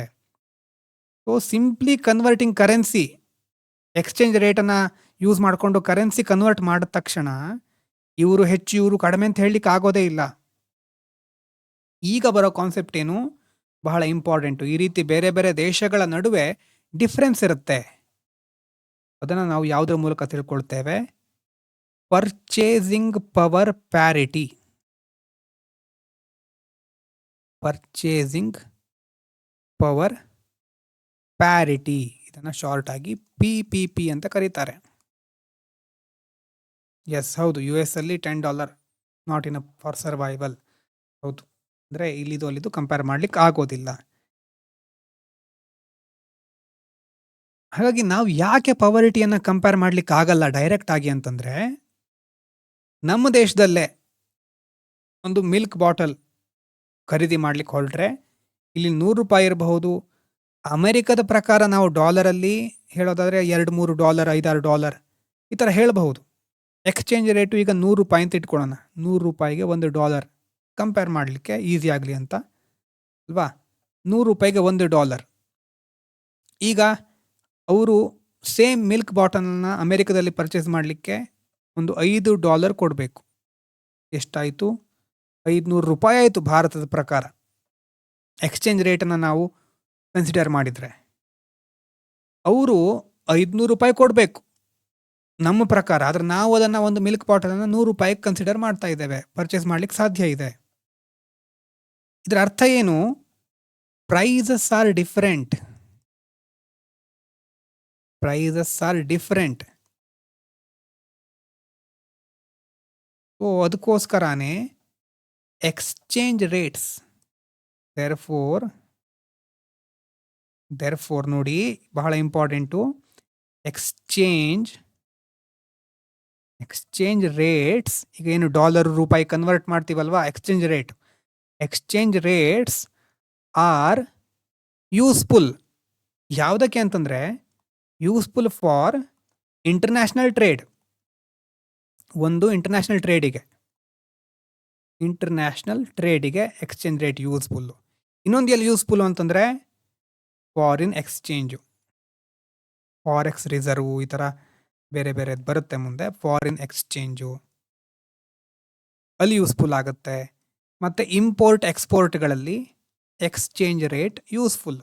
Import and export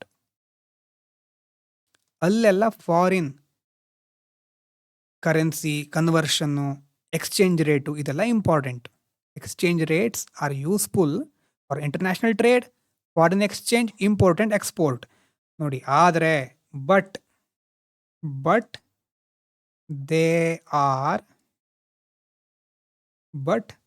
they are not ideal for comparing cost of living. Cost of ಲಿವಿಂಗನ್ನು ಕಂಪೇರ್ ಮಾಡಲಿಕ್ಕೆ ಎಕ್ಸ್ಚೇಂಜ್ ರೇಟನ್ನು ಯೂಸ್ ಮಾಡಿದರೆ ತಪ್ಪು. ಟ್ರೇಡ್ ಮಾಡಬೇಕಾದ್ರೆ ಫಾರಿನ್ ಎಕ್ಸ್ಚೇಂಜು, ಇಂಪೋರ್ಟ್ ಎಕ್ಸ್ಪೋರ್ಟಿಗೆಲ್ಲ ಓಕೆ. ಆದರೆ ಇಲ್ಲಿರೋ ಒಬ್ಬ ವ್ಯಕ್ತಿ, ಅಲ್ಲಿರೋ ಒಬ್ಬ ವ್ಯಕ್ತಿ, ಇಬ್ಬರು ಖರ್ಚು ಹೇಗಿದೆ ಅದನ್ನು ಕಂಪೇರ್ ಮಾಡಲಿಕ್ಕೆ ಹೋದರೆ ಅವಾಗ ಸರಿಯಾದ ಹೋಲಿಕೆ ಅಲ್ಲ. ಈಗ PPP ಅಂದರೆ ಏನು, ಡೆಫಿನೇಷನ್ ಬರ್ಕೊಳ್ಳಿ. PPP purchasing power parity, full form ಮೊದಲೇ ಬರೆದಿದ್ದೇನೆ. It is an economic concept that compares that compares the purchasing power, purchasing power of different currencies by measuring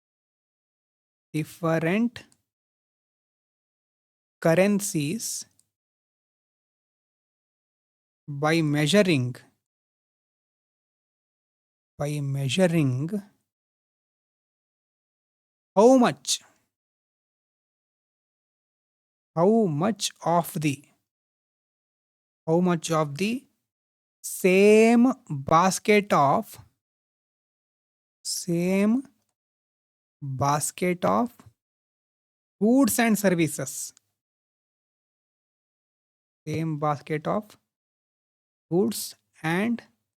goods and services, each currency can buy in its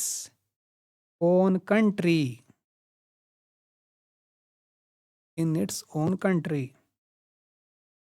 Purchasing power parity is an economic concept that compares the purchasing power of different currencies by measuring how much of the same basket of goods and services each currency can buy in its own country. ಇಲ್ಲಿ ₹1 ಎಷ್ಟು dollar ಅಥವಾ $1 ಎಷ್ಟು rupee ಆ ಥರ ಕೇಳ್ತಾ ಇಲ್ಲ. ಆ ಥರ ಕನ್ವರ್ಷನ್ ಮಾಡ್ತಾ ಇಲ್ಲ ನಾವು. ಅರ್ಥ ಆಗ್ತಾ ಇದೆಯಾ? ಈಗ ನಿಮ್ಮ ಹತ್ರ ₹500 ಇದೆ. ನಿಮ್ಮ ಫ್ರೆಂಡು US ಅಲ್ಲಿದ್ದಾರೆ, $20 ಇದೆ.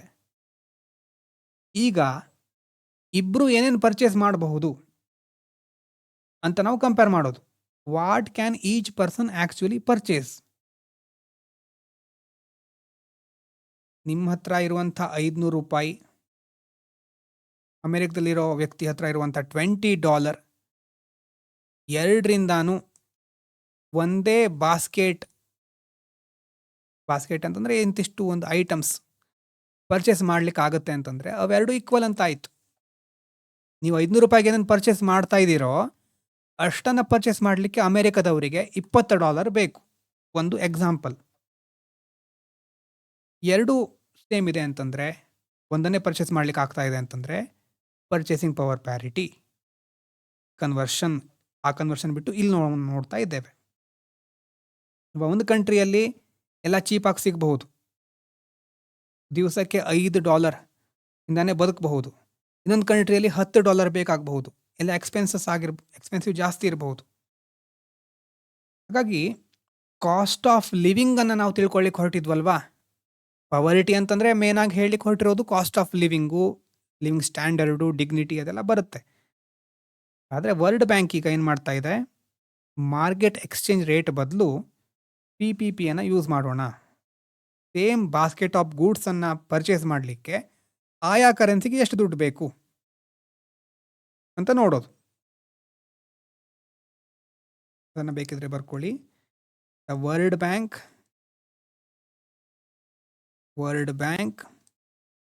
uses PPP instead of market exchange rates while estimating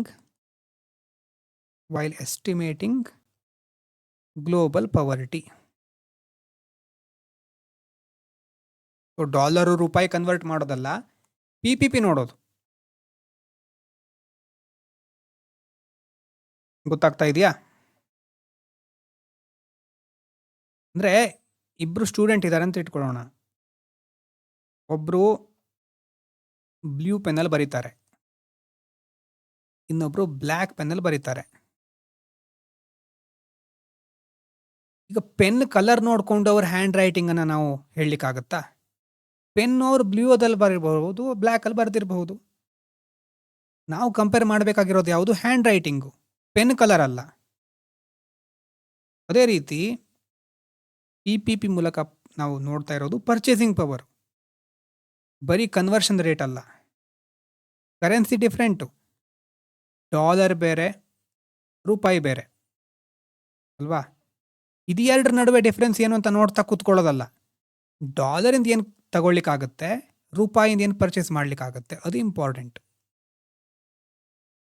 ಅದು ಎರಡನ್ನ ಸರಿಯಾಗಿ ನೋಡಿ ಹೋಲಿಕೆ ಮಾಡೋದು, ಕಂಪೇರ್ ಮಾಡೋದು. ಸೊ PPP ಏನು ಕಂಪೇರ್ ಮಾಡ್ತಾರೆ, ಪರ್ಚೇಸಿಂಗ್ ಪವರನ್ನು ಕಂಪೇರ್ ಮಾಡ್ತಾರೆ, ಹೆಸರಲ್ಲೇ ಇದೆ. ಈಗ ಸಮಸ್ಯೆ ಬರೋದು ಎಲ್ಲಿ ಅಂತಂದರೆ, ನೀವೇ ವರ್ಲ್ಡ್ ಬ್ಯಾಂಕಿನ ಹೆಡ್ ಆಗಿದ್ದೀರಿ. ಒಂದೇ ಕ್ವಶನ್ ಇರೋದು ನಿಮ್ಮ ಮುಂದೆ, ಈ ಎಂಟೈರ್ ವರ್ಲ್ಡಲ್ಲಿ ಎಷ್ಟು ಪುವರ್ ಪೀಪಲ್ ಇದ್ದಾರೆ ಹಾಗಿದ್ರೆ? ವರ್ಲ್ಡ್ ಬ್ಯಾಂಕು ಅಂತ ಹೇಳ್ತಿರಲ್ವಾ ನೀವು, ವರ್ಲ್ಡ್ ಬ್ಯಾಂಕು ನೀವು, ಇಡೀ ವರ್ಲ್ಡಿನ ಮಾಹಿತಿ ನಿಮ್ಮ ಹತ್ರ ಇರಬೇಕಲ್ವಾ? How many poor people are there in the world, in the entire world ಅಲ್ವಾ? ಇಡೀ ಜಗತ್ತಿನಲ್ಲಿ ಎಷ್ಟು ಜನ ಪುವರ್ ಪೀಪಲ್ ಇದ್ದಾರೆ ಹಾಗಿದ್ರೆ ಅಂತ ನೀವು ಹೇಳಬೇಕು. ಈಗೇನು ಸಮಸ್ಯೆ ಬರುತ್ತೆ, ಇಂಡಿಯಾದಲ್ಲಿ ಇರುವಂಥ ಪವರ್ಟಿ ಲೈನ್ ಬೇರೆ, ಬ್ರೆಜಿಲ್ನಲ್ಲಿರೋ ಪವರ್ಟಿ ಲೈನ್ ಬೇರೆ, ನೈಜೀರಿಯಾ ಬೇರೆ, ಜಪಾನ್ ಬೇರೆ, USA ಬೇರೆನೆ. ಪ್ರತಿ ಕಂಟ್ರಿಲಿರೋ ಪವರ್ಟಿ ಲೈನ್ ಬೇರೆ. ಆ ಪವರ್ಟಿ ಲೈನ್ ಇಟ್ಕೊಂಡು ಇನ್ನೊಂದು ದೇಶವನ್ನು ಕಂಪೇರ್ ಮಾಡ್ಲಿಕ್ಕೆ ಆಗೋದಿಲ್ಲ. ಯಾವುದೋ ಒಂದು ದೇಶದ ಪವರ್ಟಿ ಲೈನ್ ಚೂಸ್ ಮಾಡಿದ್ರು ಗ್ಲೋಬಲ್ ಕಂಪ್ಯಾರಿಸನ್ ಮಾಡ್ಲಿಕ್ಕೆ ಆಗೋದಿಲ್ಲ. ವರ್ಲ್ಡ್ ಬ್ಯಾಂಕ್ ಅವಾಗ ಏನು ಮಾಡುತ್ತೆ, ಯಾವುದು ಬೇಡ ನಮ್ಮದೇ ಇರಲಿ ಒಂದು ಹೊಸದು ಅಂತ ಇಂಟರ್ನ್ಯಾಷನಲ್ ಪವರ್ಟಿ ಲೈನ್ ಅಂತ ತರುತ್ತೆ. ಇಂಟರ್ನ್ಯಾಷನಲ್ ಪವರ್ಟಿ ಲೈನ್ ಶಾರ್ಟ್ ಆಗಿ ಬರೆದ್ರೆ ಏನಾಗುತ್ತೆ, ಇದು IPL, international poverty line, world ಬ್ಯಾಂಕಿನ IPL ಇದು. ಇದರ ಡೆಫಿನೇಷನ್ ಬರ್ಕೊಳ್ಳಿ. ದಿ ಶಾರ್ಟ್ ಆಗಿ ಬರೀತಾನೆ, the IPL is a globally comparable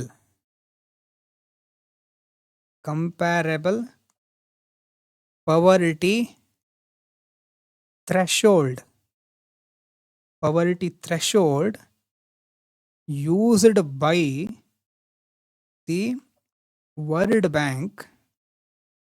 used by the World Bank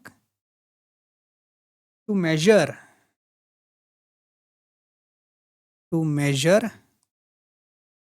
extreme monetary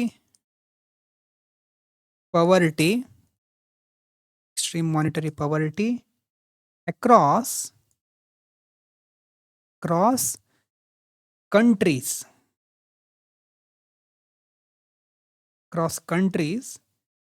using ಏನಿರಬಹುದು ಈಗ ಹೇಳಿ ನೋಡೋಣ. Using what? ಯೂಸಿಂಗ್ ಏನನ್ನ ಯೂಸ್ ಮಾಡ್ಬೋದು ಅವರು? Globally comparable poverty threshold used by the World Bank to measure extreme monetary poverty across countries using ಏನನ್ನ use ಮಾಡ್ಬೋದು ಇವರು? PPP. ಗೊತ್ತಾಗ್ತಾ ಇದೆಯಾ? ಜಸ್ಟ್ ನೋಡಿದ್ವಲ್ವಾ, ಪರ್ಚೇಸಿಂಗ್ ಪವರ್ ಪ್ಯಾರಿಟಿ. ಸ್ವಲ್ಪ ಹೊತ್ತಿನ ನೋಡಿದ್ದು ಅಂದರೆ ಕನೆಕ್ಟ್ ಆಗ್ತಾ ಇದೆಯಾ? ಎಲ್ಲ ದೇಶಗಳ ಕಂಪೇರ್ ಮಾಡಬೇಕು ಅಂತಾದರೆ ಆಯಾ ದೇಶಗಳನ್ನು ಸಪ್ರೇಟ್ ಆಗಿ ಕನ್ಸಿಡರ್ ಮಾಡೋ ಬದಲು ಓವರ್ ಆಲ್ ಆಗಿ ಪರ್ಚೇಸಿಂಗ್ ಪವರ್ ಪ್ಯಾರಿಟಿ ನೋಡಬೇಕು. PPP ಇಂಟರ್ನ್ಯಾಷನಲ್ ಅಂತ ಹೇಳಿದ್ದಾರೆ ಅಲ್ವಾ? ಇಂಡಿಯನ್ ಪವರ್ಟಿ ಲೈನ್ ಅಲ್ಲ ಇದು. ಭಾರತದಲ್ಲಿ ಮಾತ್ರ ನೋಡೋದಾದರೆ ನಾವು ಇನ್ಫ್ಲೇಷನ್ನು ಬೇರೆ ಬೇರೆ ಕಾನ್ಸೆಪ್ಟನ್ನು ಯೂಸ್ ಮಾಡಬಹುದು, CPI ಅದು ಇದು. ಆದರೆ ಇಂಟರ್ನ್ಯಾಷನಲ್ ಲೆವೆಲಲ್ಲಿ ನಮಗೆ PPP ಹೆಲ್ಪ್ ಮಾಡುತ್ತೆ.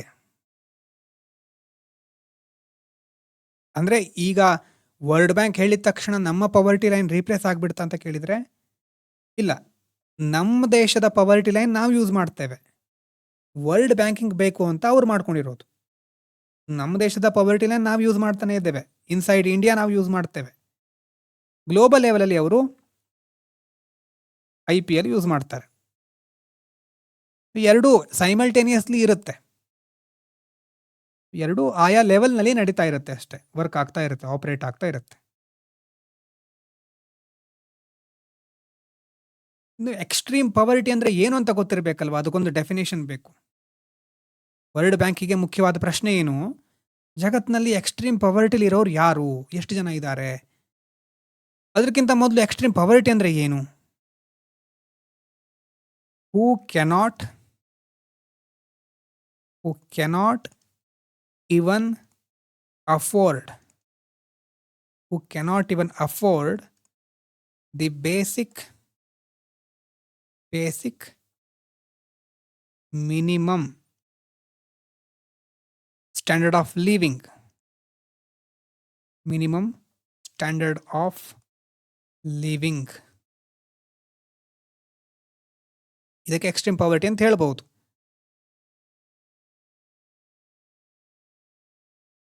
ಅಂದ್ರೆ ಈಗ ವರ್ಲ್ಡ್ ಬ್ಯಾಂಕಿನ ಡೆಫಿನೇಷನ್ನು ಅದನ್ನೇ ನಾವು ಆ ರೀತಿ ನೋಡೋದಾದ್ರೆ, ಇದು ನಾವು ನಾರ್ಮಲ್ ಆಗಿ ಹೇಳೋದಾದ್ರೆ, ಜಸ್ಟ್ ನಾವು ಇದನ್ನ ಮೊದಲು ನೋಡಿದ್ವಿ ಅಲ್ವಾ? ಪವರ್ಟಿ ಅಂತಂದ್ರೆ ಬೇಸಿಕ್ ಸ್ಟ್ಯಾಂಡರ್ಡ್ ಆಫ್ ಲಿವಿಂಗ್ ಸಹ ಅಫೋರ್ಡ್ ಮಾಡ್ಲಿಕ್ಕೆ ಆಗದೆ ಇರೋರು. ಅಂದ್ರೆ ಅಫಿಷಿಯಲ್ ಆಗಿ ಅಥವಾ ವರ್ಲ್ಡ್ ಬ್ಯಾಂಕ್ ಏನ್ ಹೇಳುತ್ತೆ? Extreme ಪವರ್ಟಿ refers to living below the World Bank's international poverty line. International poverty line representing the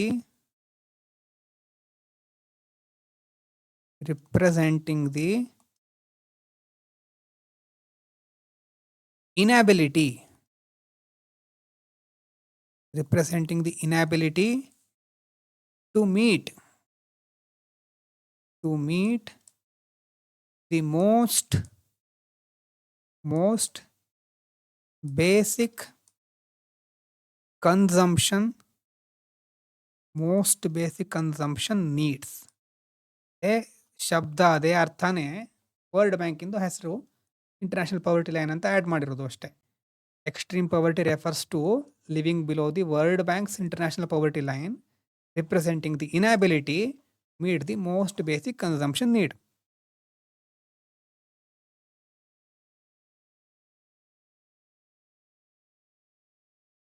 PPP ಸಹ ಇಂಪಾರ್ಟೆಂಟ್ ಆಗಿರುತ್ತೆ. ಮತ್ತು ಪ್ರತಿ ವರ್ಷ ಮೇನ್ಸ್ ಬರೆಯೋಕ್ಕಿಂತ ಮೊದಲು ವರ್ಲ್ಡ್ ಬ್ಯಾಂಕಿನ ಡೇಟಾಗಳಲ್ಲಿ ಏನಾದರೂ ಬದಲಾವಣೆ ಆಗಿದೆಯಾ, ವಿಷನ್ ಮ್ಯಾಗಝಿನಲ್ಲಿ ಅಥವಾ ಮೇನ್ಸ್ 365 ಅಂತ ಬರುತ್ತೆ ಅವರದ್ದು, ಅದರಲ್ಲಿ ಕೊಟ್ಟಿರ್ತಾರೆ. ಅದನ್ನು ಒಂದ್ಸರಿ ನಾವು ನೋಡಬೇಕಾಗತ್ತೆ. ಡೇಟಾವನ್ನು ಸಪ್ರೇಟಾಗಿ ನೋಡೋಣ, ಮೊದಲು ಕಾನ್ಸೆಪ್ಟನ್ನು ಅರ್ಥ ಮಾಡ್ಕೊಳ್ಳೋಣ. ವರ್ಲ್ಡ್ ಬ್ಯಾಂಕ್ ರಿವಿಷನ್ ಮಾಡ್ತಾ ಇರಬೇಕು ನಾವು ಪ್ರತಿ ಸಾರಿನೂ, ಫಿಲಿಮ್ಸ್ಗಿಂತ ಮೊದಲು ಮತ್ತು ಮೇನ್ಸ್ಗಿಂತ ಮೊದಲು. ವರ್ಲ್ಡ್ ಬ್ಯಾಂಕು, IMF ಒಬ್ಬರದ್ದು ಏನೇ ಹೊಸದಿದ್ರು ಅದನ್ನು ತಿಳ್ಕೊಂಡಿರಲೇಬೇಕು. ಸೊ ಬೇರೆ ಬೇರೆ ಟರ್ಮ್ಗಳು ಅಲ್ಲಿದ್ದು ಗೊತ್ತಿರಬೇಕು. ಸೊ ಈಗ ಇಲ್ಲಿ ತನಕ ಆಯಿತು. ಡಿಫ್ರೆಂಟ್ ಬೇರೆ ಬೇರೆ ಎಲ್ಲ ದೇಶಗಳಿಗೆ ಸೇರಿ ಒಂದು IPL ಅಂತ ಬಂತು.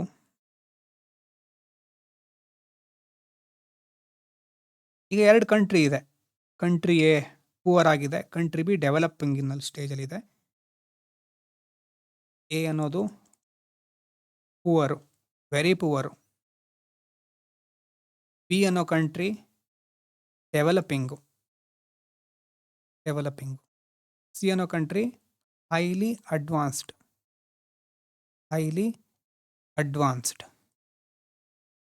ಆದರೆ ಈಗ ಮತ್ತೆ ಪ್ರಶ್ನೆ ಬರುತ್ತೆ, ಅಂದರೆ ಎಲ್ಲ ಕಂಟ್ರಿಗಳಿಗೂ ಒಂದೇ ಸ್ಟ್ಯಾಂಡರ್ಡನ್ನು ಅಪ್ಲೈ ಮಾಡಬೇಕಾ ನಾವು ಹೇಳಿದ್ರೆ ಇಲ್ಲ, ಅದು ಸರಿಯಾದ ಮೆಥಡ್ ಅಲ್ಲ ಅಂತ ಕೆಲವರು ಹೇಳೋರು ಇರ್ತಾರೆ, ಕ್ರಿಟಿಸೈಸ್ ಮಾಡೋರು ಇರ್ತಾರೆ. ವರ್ಲ್ಡ್ ಬ್ಯಾಂಕಲ್ಲಿ ಇನ್ನೊಂದು ಟರ್ಮ್ ಬರುತ್ತೆ ಕಂಟ್ರಿ ಕ್ಲಾಸಿಫಿಕೇಶನ್ನಲ್ಲಿ, ಗ್ರಾಸ್ ನ್ಯಾಷನಲ್ ಇನ್ಕಮ್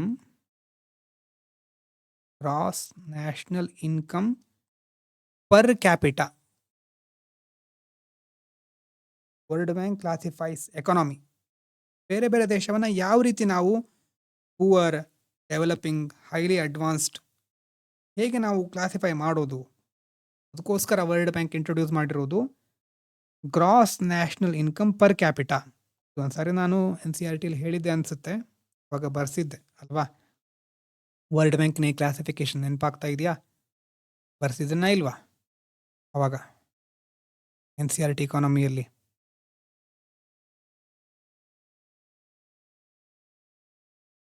ಎಸ್, ಏನೇನು ಬಂದಿತ್ತು ಒಂದ್ಸಾರಿ ಅದನ್ನು ರಿವಿಷನ್ ಮಾಡಬೇಕು. ಆದ್ರೂ ಒಂದ್ಸಾರಿ ಬರ್ಕೊಳ್ಳಿ. GNI per capita, GNI per capita,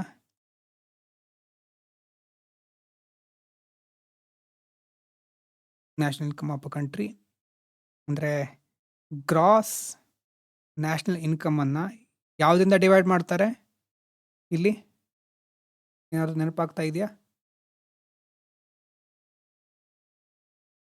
ಇಡೀ ದೇಶದ, ಹೌದು ಕರೆಕ್ಟ್, ದೇಶದ ಇನ್ಕಮ್, ನ್ಯಾಷನಲ್ ಇನ್ಕಮನ್ನು ಪಾಪ್ಯುಲೇಷನಿಂದ ಡಿವೈಡ್ ಮಾಡ್ತಾರೆ.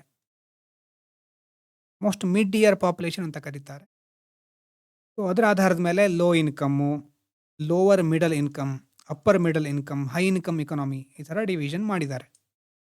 ಒಂದ್ಸಾರಿ ನೋಡಿ ಬರ್ಕೊಂಡಿರೋದು ಸಿಗುತ್ತಾ ಅಂತ, ಎಲ್ಲಾದರೂ ಇದೆಯಾ ಮೊದಲು ಬರ್ಕೊಂಡಿರೋದು ಅಂತ ಸಿಕ್ಕಿದ್ರೆ ಒಂದ್ಸಾರಿ ರಿವಿಷನ್ ಮಾಡಿ, ಇಲ್ಲ ಅಂತಂದರೆ ನೆಕ್ಸ್ಟ್ ಕ್ಲಾಸಲ್ಲಿ ತಿಳಿಸಿ. ಕ್ಲಾಸಿಫಿಕೇಶನ್ ಬಹಳ ಇಂಪಾರ್ಟೆಂಟು. ಯಾಕಂದರೆ ಇಂಡಿಯಾ ಇದೆ, ಸ್ವಿಟ್ಜರ್ಲ್ಯಾಂಡ್ ಇದೆ ಅಲ್ವಾ. ಒಂದೇ ರೀತಿ ಬೆಂಚ್ ಮಾರ್ಕ್ ಇಟ್ಕೊಂಡು ಎರಡನ್ನೂ ಕಂಪೇರ್ ಮಾಡ್ಲಿಕ್ಕೆ ಆಗೋದೇ ಇಲ್ಲ. ಎರಡೂ ದೇಶಗಳ ಲಿವಿಂಗ್ ಸ್ಟ್ಯಾಂಡರ್ಡೇ ಬೇರೆ. ಸೊ ಕ್ಲಾಸಿಫಿಕೇಶನ್ ಇರಬೇಕು. ಪುವರ್ ಕಂಟ್ರಿಗಳ ನಡುವೆ ನಾವು ಕಂಪೇರ್ ಮಾಡಬಹುದು, ಡೆವಲಪಿಂಗ್ ಕಂಟ್ರಿಗಳ ನಡುವೆ ಕಂಪೇರ್ ಮಾಡಬಹುದು. ಒಂದು ಬಹಳ ಪುವರ್ ಕಂಟ್ರಿ, ಇನ್ನೊಂದು ಅಡ್ವಾನ್ಸ್ಡ್ ಕಂಟ್ರಿ. ಅಡ್ವಾನ್ಸ್ ಕಂಟ್ರಿಲಿ ಅದೆಲ್ಲ ಇದೆ, ಇಲ್ಲಿ ಯಾಕಿಲ್ಲ, ಅದು ಇಲ್ಲೇನು ಸಮಸ್ಯೆ ಇದೆ ಅಂತ ನಾವು ಪ್ರಶ್ನೆ ಮಾಡಲಿಕ್ಕೆ ಆಗೋದಿಲ್ಲ. ಯಾಕಂತಂದರೆ ಸಿಚುವೇಶನ್ನು, ರಿಸೋರ್ಸ್ಗಳು, ಯುಟಿಲೈಸೇಷನ್ನು ಎಲ್ಲ ಚೇಂಜಸ್ ಇರುತ್ತೆ. ಎಸ್,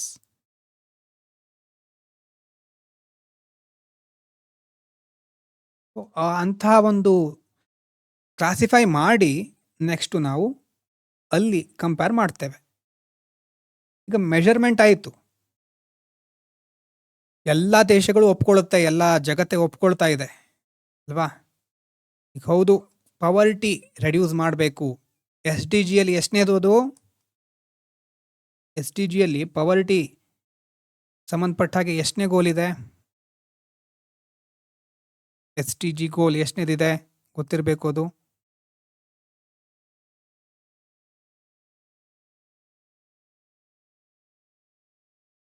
SDG ಗೋಲ್ಗಳು ಯಾವ್ದ್ಯಾವುದು ಅಂತ ಗೊತ್ತಿದೆಯಾ?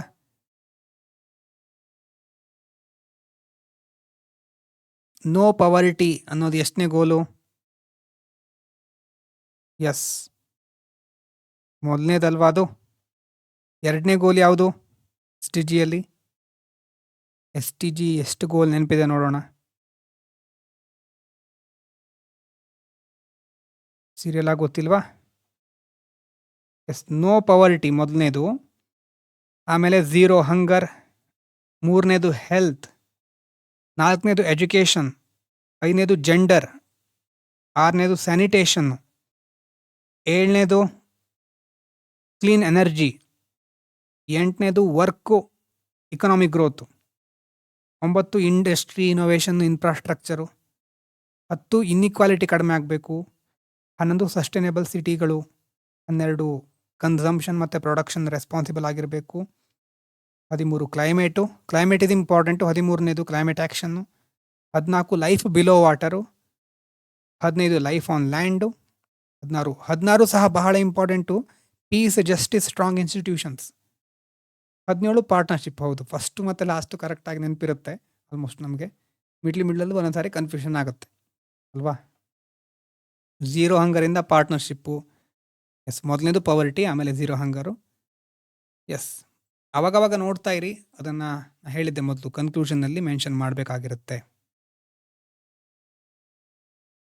ಈಗ ಏನಾಗ್ತಾ ಇದೆ, ಬೇರೆ ಬೇರೆ ದೇಶಗಳನ್ನು ಅಬ್ಸರ್ವ್ ಮಾಡಿದ್ವಿ. ವರ್ಲ್ಡ್ ಬ್ಯಾಂಕು ಒಂದು ಕ್ಲಾಸಿಫಿಕೇಶನ್ ಮಾಡ್ತು, ಮೆಷರ್ಮೆಂಟ್ ಎಲ್ಲ ಒಂದು ಲೆವೆಲಿಗೆ ಬಂದಿದೆ. ಪವರ್ಟಿ ಕಡಿಮೆ ಆಗಬೇಕು, ದೇಶದ ಎಲ್ಲ ದೇಶಗಳ ಬಡತನ ನಿರ್ಮೂಲನೆ ಆಗಬೇಕು ಅಂತ ಎಲ್ಲ ಕಂಟ್ರಿಗಳು ಹೇಳ್ತಾ ಇವೆ. ಆದರೆ ಎಲ್ಲ ವರ್ಕ್ ಮಾಡಬೇಕಲ್ವಾ? ಎಲ್ಲ ಸೇರ್ಕೊಂಡು ವರ್ಕ್ ಮಾಡಿದ್ರೆ ಮಾತ್ರ ಪವರ್ಟಿಯನ್ನು ರಿಡಕ್ಷನ್ ಮಾಡಲಿಕ್ಕಾಗೋದು. ಅದಕ್ಕೆ 2000ನೇ ಇಸ್ವಿಯಲ್ಲಿ ಏನಾಗುತ್ತೆ, UN ಮೆಂಬರ್ಸ್ಗಳಿರ್ತಾರಲ್ವಾ, ಮೆಂಬರ್ ನೇಷನ್ಸು, ಸ್ಟೇಟ್ಸು, ಅವರೆಲ್ಲ ಏನು ಅಡಾಪ್ಟ್ ಮಾಡ್ಕೊಳ್ತಾರೆ, MDG ಮಿಲೇನಿಯಂ ಒಂದು ನಿಮಿಷ ಇಲ್ಲಿ ಬರೀಬೇಕಾದ್ರೆ ಸ್ವಲ್ಪ ಮಿಲೇನಿಯಂ ಡೆವಲಪ್ಮೆಂಟ್ ಗೋಲ್ಸ್ ಕೆಳಗಡೆ ಬರೀತೇನೆ. MDG UN ದೇಶಗಳೆಲ್ಲ ಸೇರ್ಕೊಂಡು ಏನು ಮಾಡುತ್ತೆ, ಮಿಲೇನಿಯಂ ಒಂದೇ ಎಲ್ಲಿದು ಮಿಲೇನಿಯಂ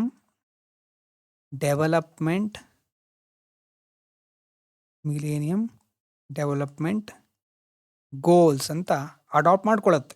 ಯಾರೋ UN ನೇಷನ್ಸ್, ಸ್ಟೇಟ್ಸ್ಗಳೆಲ್ಲ ಇರ್ತಾವಲ್ಲ, ಸ್ಟೇಟ್ಸ್ ಅಂತಂದರೆ IRನಲ್ಲಿ ರಾಷ್ಟ್ರಗಳು, ದೇಶಗಳು ಅಂತ ಹೇಳ್ಬೋದು. ಏನು MDG ಅಂತಂದರೆ, ದೀಸ್ ವರ್ ಎಷ್ಟು 8 EIGHT 8 ಗ್ಲೋಬಲ್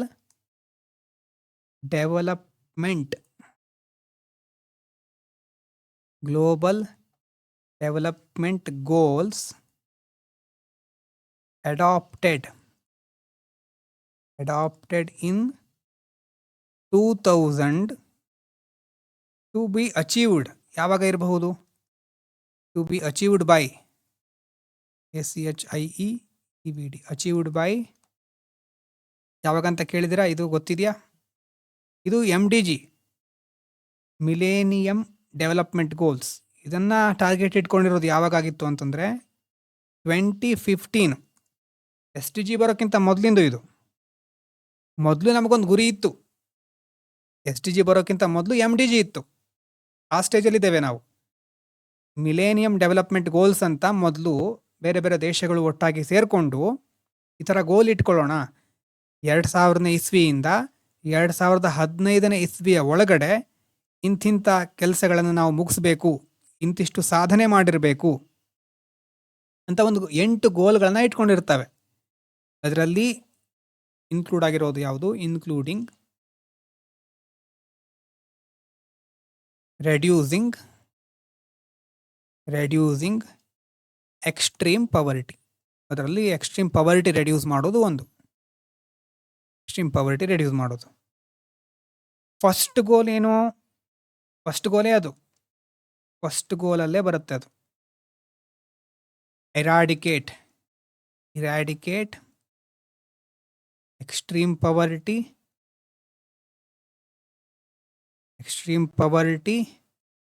ಆ್ಯಂಡ್ ಹಂಗರ್. ಕೆಲವೊಂದು ದೇಶಗಳು ಒಳ್ಳೆ ಪ್ರೋಗ್ರೆಸ್ ಮಾಡಿದ್ವು ಇದರಲ್ಲಿ, MDGಯಲ್ಲಿ. ಆದರೆ ಗ್ಲೋಬಲ್ ಚಾಲೆಂಜಸ್ಸು ಹೊಸದು ಬರ್ತಾ ಇತ್ತು. ನಾವು ಅಂದ್ಕೊಂಡಿದ್ದು ಎಲ್ಲ ಆಗಿಲ್ಲ. ಅವಾಗ ಮತ್ತೆ 2015 ನಂತರ ಇನ್ನೊಂದು ಗೋಲ್ ಬೇಕು ಅಂತ ಅನ್ನಿಸ್ತು. ಇವಾಗ ಅಡಾಪ್ಟ್ ಮಾಡ್ಕೊಂಡಿದ್ದು ಯಾವುದು? ಹೊಸ ಬ್ರಾಡರ್ ಫ್ರೇಮ್ವರ್ಕ್. ಇದು ಯಾವುದು ಹೇಳಿ? ಬ್ರಾಡರ್ ಫ್ರೇಮ್ವರ್ಕ್ 2015ರಲ್ಲಿ ಮತ್ತೆ ಅಡಾಪ್ಟ್ ಮಾಡ್ಕೊಂಡಿದ್ದು. ಈಗ ನೀವು ಹೇಳಿರೋದು ಕರೆಕ್ಟ್ ಇದೆ, ನೀವು ಅಂದ್ಕೊಂಡಿರೋದು ಕರೆಕ್ಟ್. ಎಸ್, ಅದು SDG sustainable development goals.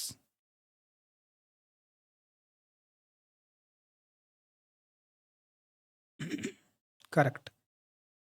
So SDGs ಅಂದರೆ ಏನು? SDGs are 17 universal goals.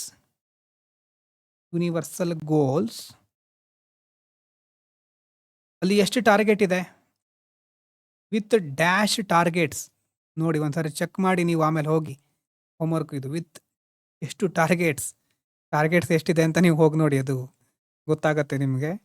Targets adopted under the, ಬರೀ 17 ಗೋಲ್ ಮಾತ್ರ ಅಲ್ಲ, ಟಾರ್ಗೆಟ್ಸ್ ಇದೆ ಬೇರೆ. Targets adopted under the UN 2030 agenda. UN 2030 agenda for sustainable development. Sustainable development. ವಿಶ್ವಸಂಸ್ಥೆ ಇರಬಹುದು, IMF ಇರಬಹುದು, ವರ್ಲ್ಡ್ ಬ್ಯಾಂಕು, ಇವರೆಲ್ಲ ಇಷ್ಟೆಲ್ಲ ಗೋಲ್ ಯಾಕೆ ಇಟ್ಕೊಳ್ತಾರೆ, ಯಾಕೆ ಇಷ್ಟು ಪ್ರೋಗ್ರಾಮ್ಗಳನ್ನು ಮಾಡ್ತಾರೆ ಅಂತ ಪ್ರಶ್ನೆ ಕೇಳಿದಾಗ UPSC ಆಸ್ಪಿರೆಂಟ್ ಒಬ್ಬ ಹೇಳಿದ್ನಂತೆ, ಟು ಹರಾಸ್ UPSC ಆಸ್ಪಿರೆಂಟ್ಸ್ ಅಂತ ಹೇಳಿದ್ನಂತೆ. ಮಾಡಿದ್ದೇನು ಫಲಕಾರಿಯಾಗೋದೇನು ಕಾಣಿಸೋದಿಲ್ಲ, UPSCಗೆ ಮಾತ್ರ ಇದನ್ನೆಲ್ಲ ನೆನಪಿಟ್ಕೋಬೇಕಲ್ವಾ. ನಮ್ಮನ್ನು ಹರಾಸ್ ಮಾಡಲಿಕ್ಕೆ ಇವರು ಇಷ್ಟೆಲ್ಲ ಗೋಲ್ಗಳನ್ನು, ಇಷ್ಟೆಲ್ಲ ಟಾರ್ಗೆಟ್ಗಳನ್ನ ಇಟ್ಕೊಳ್ತಾ ಹೋಗ್ತಾರೆ. ಬೇಕಾಗಿತ್ತಾ ಇಷ್ಟು? ಇದು ಒಂದು ಸಿಂಗಲ್ ಗೋಲಲ್ಲಿ ಎಲ್ಲ ಮುಗಿಸ್ಲಿಕ್ಕೆ ಆಗ್ತಿರ್ಲಿಲ್ವಾ? ಓದೋದಾದರೂ ಕಡಿಮೆ ಆಗ್ತಿತ್ತು. ಕೆಲವು ಆಸ್ಪಿರೆಂಟ್ಗಳು ಪ್ರತಿಕ್ರಿಯೆ ನೀಡಿದರು ಅಂತ ಕೆಲವೊಂದು ಪೇಪರ್ಗಳಲ್ಲಿ ಪ್ರಕಟವಾಗಿದೆ. ಸಸ್ಟೈನಬಲ್ ಡೆವಲಪ್ಮೆಂಟ್ ಟಾರ್ಗೆಟ್ ಅಡಾಪ್ಟ್ ಮಾಡ್ಕೊಂಡಿರೋದು 2030 ಅಜೆಂಡಾ. MDG ಆದರೆ ಎಷ್ಟು 8 ಗೋಲ್ ಇತ್ತು. 2015 ಆಗಬೇಕಿತ್ತು, ಆಗಿಲ್ಲ. ಪರವಾಗಿಲ್ಲ, ಮತ್ತೆ ಹೊಸ ಗುರಿ, ಹೊಸ ಪ್ರಯತ್ನ. ಹೇಳ್ತಾರಲ್ವಾ, ಬೂದಿಯಿಂದ ಮತ್ತೆ ಹೇಳೋದು ಅಂತ. ಹಾಗೆ ಮತ್ತೆ ಶುರುವಾಗಿದೆ ಈಗ. 169 ಟಾರ್ಗೆಟ್ ಇದೆ. ಕರೆಕ್ಟ್, 169 ಟಾರ್ಗೆಟ್ಗಳಿದೆ. SDG ಅಷ್ಟು ಬ್ರಾಡ್ ಆಗಿದೆ. ಪವರ್ಟಿ, ಹಂಗರು, ಹೆಲ್ತು ಎಲ್ಲ ಬರುತ್ತೆ ಇದರಲ್ಲಿ. ಫಸ್ಟ್ ಒನ್ನೇ ಪವರ್ಟಿ ಬಂದೋಯ್ತು ಎಲ್ಲ ರೀತಿಯಾಗಿ. ನೋಡಿ, ಗೋಲೇನು, ಮೊದಲನೇ ಗೋಲೆ, ಫಸ್ಟ್ ಗೋಲೆ ಏನು, ಎಂಡ್ ಪವರ್ಟಿ. ಈಗ ನಾವು ಯೋಚನೆ ಮಾಡ್ತಿರೋದು, ಚಿಂತನೆ ಮಾಡ್ತಾ ಇರೋದು ಅದ್ರ ಬಗ್ಗೆ. End poverty in all its forms everywhere. ಎಲ್ಲ ಕಡೆನೂ ಯಾವ್ಯಾವ ರೂಪದಲ್ಲಿ ಬಡತನ ತಾಂಡವಾಡ್ತಾ ಇದೆಯೋ ಅದನ್ನ ಎಂಡ್ ಮಾಡಿಬಿಡ್ಬೇಕು. Not income poverty, not food poverty, all forms of poverty ಅಲ್ವಾ? ಎಲ್ಲ ರೀತಿಯ ಬಡತನ. ಎಲ್ಲ ರೀತಿಯ ಬಡತನ ಅಂದ ತಕ್ಷಣ ಏನಗನ ಯಾವ ಒಂದು ವರ್ಡ್ ನೆನಪಾಗಬೇಕು ನಮಗೆ? ಯಾವ ಡೈಮೆನ್ಷನ್ನು? Multi dimensional poverty index.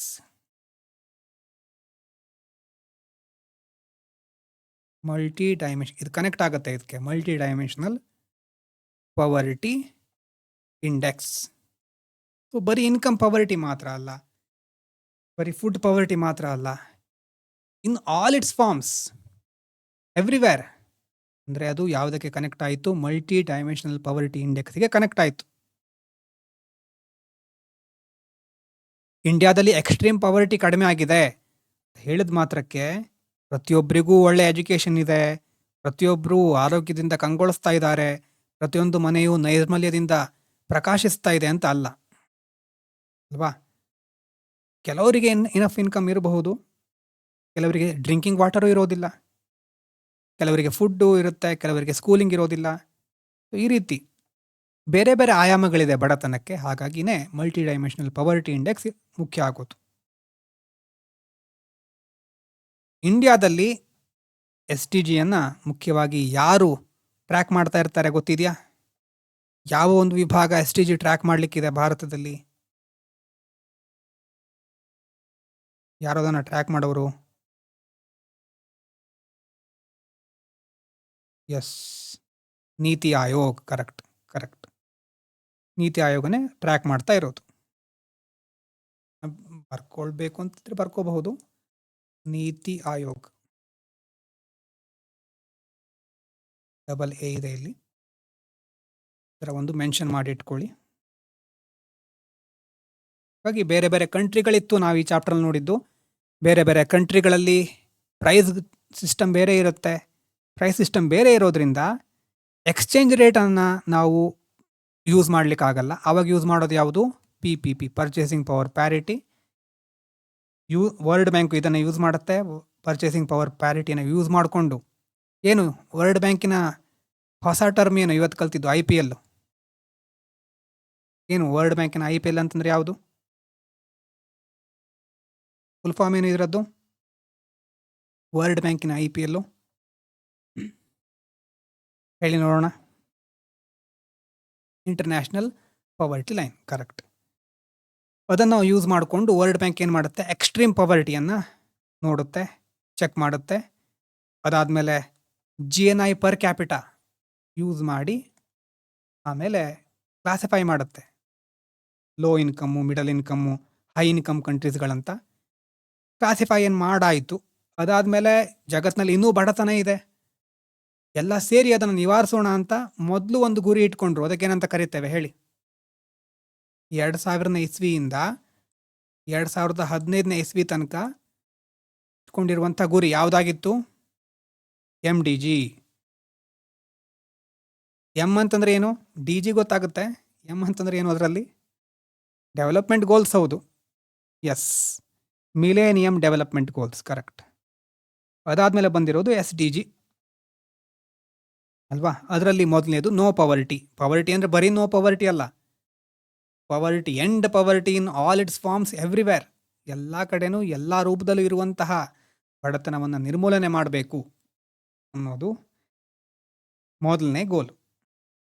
PPP, ಈ ಶಬ್ದಗಳು ಅರ್ಥ ಆಗಿದೆಯಾ ನೋಡಿ? PPP ಮತ್ತು IPL ಮತ್ತು extreme ಪವರ್ಟಿ, GNI per capita, MDG, SDG, ಈ ಕಾನ್ಸೆಪ್ಟ್ಗಳು ಅರ್ಥ ಆಯ್ತಾ ಕೇಳ್ತಾ ಇರೋರಿಗೆ? ಇಷ್ಟೊತ್ತೇನು ನೋಡಿದ್ವಿ, ಅರ್ಥ ಆಯ್ತಾ? ಅರ್ಥ ಆಗಿದ್ರೆ ಒಳ್ಳೆಯದು. ಮಲ್ಟಿ ಡೈಮೆನ್ಷನಲ್ ಪವರ್ಟಿ ಇಂಡೆಕ್ಸ್ ಮೊದಲೊಂದು ಸಾರಿ ಬರ್ಸಿದ್ವಿ, ಅದನ್ನು ನೋಡ್ಲಿಕ್ಕಾಗುತ್ತಾ ಅಥವಾ ಇನ್ನೊಂದು ಸಾರಿ ಮಾಡಬೇಕಾ ಆ ಟಾಪಿಕನ್ನು? ಮಲ್ಟಿ ಡೈಮೆನ್ಷನಲ್ ಪವರ್ಟಿ ಇಂಡೆಕ್ಸ್ ಬಗ್ಗೆ ಮತ್ತೆ ಹೇಳಬೇಕಾ ಅಥವಾ ಈಗಾಗಲೇ ನೋಟ್ಸ್ ಇದೆಯಾ? ಯಾವ ಲೆವೆಲಿಗಿದೆ ನೋಟ್ಸು? MPI ಯಾಕೆ ಬೇಕಿತ್ತು? ಮಲ್ಟಿ ಡೈಮೆನ್ಷನಲ್ ಪವರ್ಟಿ ಅಂದರೆ ಏನು ಅಲ್ವಾ? ಯಾರು ಡೆವಲಪ್ ಮಾಡಿರೋದು, ಅಂದರೆ ಮುಖ್ಯವಾಗಿ ಯಾರು ಬಿಡುಗಡೆ ಮಾಡೋದು ಅದು ಹೇಳಿ ನೋಡೋಣ, ನೆನಪಿದೆಯಾ ನೋಡೋಣ? MPI ಬಿಡುಗಡೆ ಮಾಡೋದು ಯಾವುದು?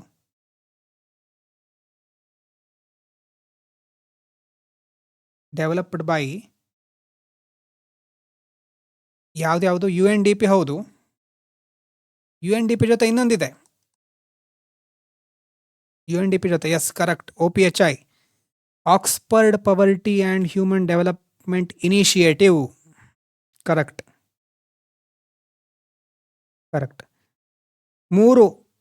3 ಡೈಮೆನ್ಷನ್ಸ್ ಹೇಳಿ. ಮಲ್ಟಿ ಡೈಮೆನ್ಷನಲ್ 3 ಡೈಮೆನ್ಷನ್ ಯಾವ್ದು?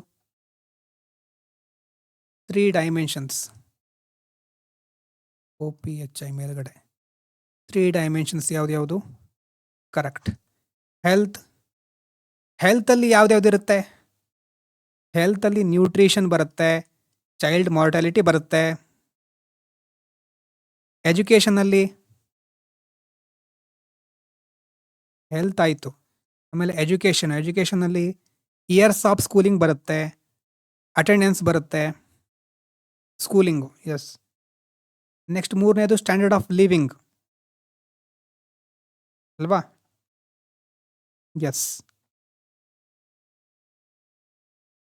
ಹೆಲ್ತಲ್ಲಿ ನ್ಯೂಟ್ರಿಷನ್ನು, ಚೈಲ್ಡ್ ಮಾರ್ಟಾಲಿಟಿ, ಎಜುಕೇಷನಲ್ಲಿ ಸ್ಕೂಲಿಂಗು, ಅಟೆಂಡೆನ್ಸು, ಸ್ಟ್ಯಾಂಡರ್ಡ್ ಆಫ್ ಲಿವಿಂಗಲ್ಲಿ cooking fuel, sanitation, drinking water, electricity, ಇದೆಲ್ಲ ಆ್ಯಡ್ ಆಗ್ತಾ ಹೋಗುತ್ತೆ. ಡೆಪ್ರಿವೇಷನ್ ಅಂದರೆ ಏನು ಅಂತ ಗೊತ್ತಿದೆ, absence of minimum acceptable standard.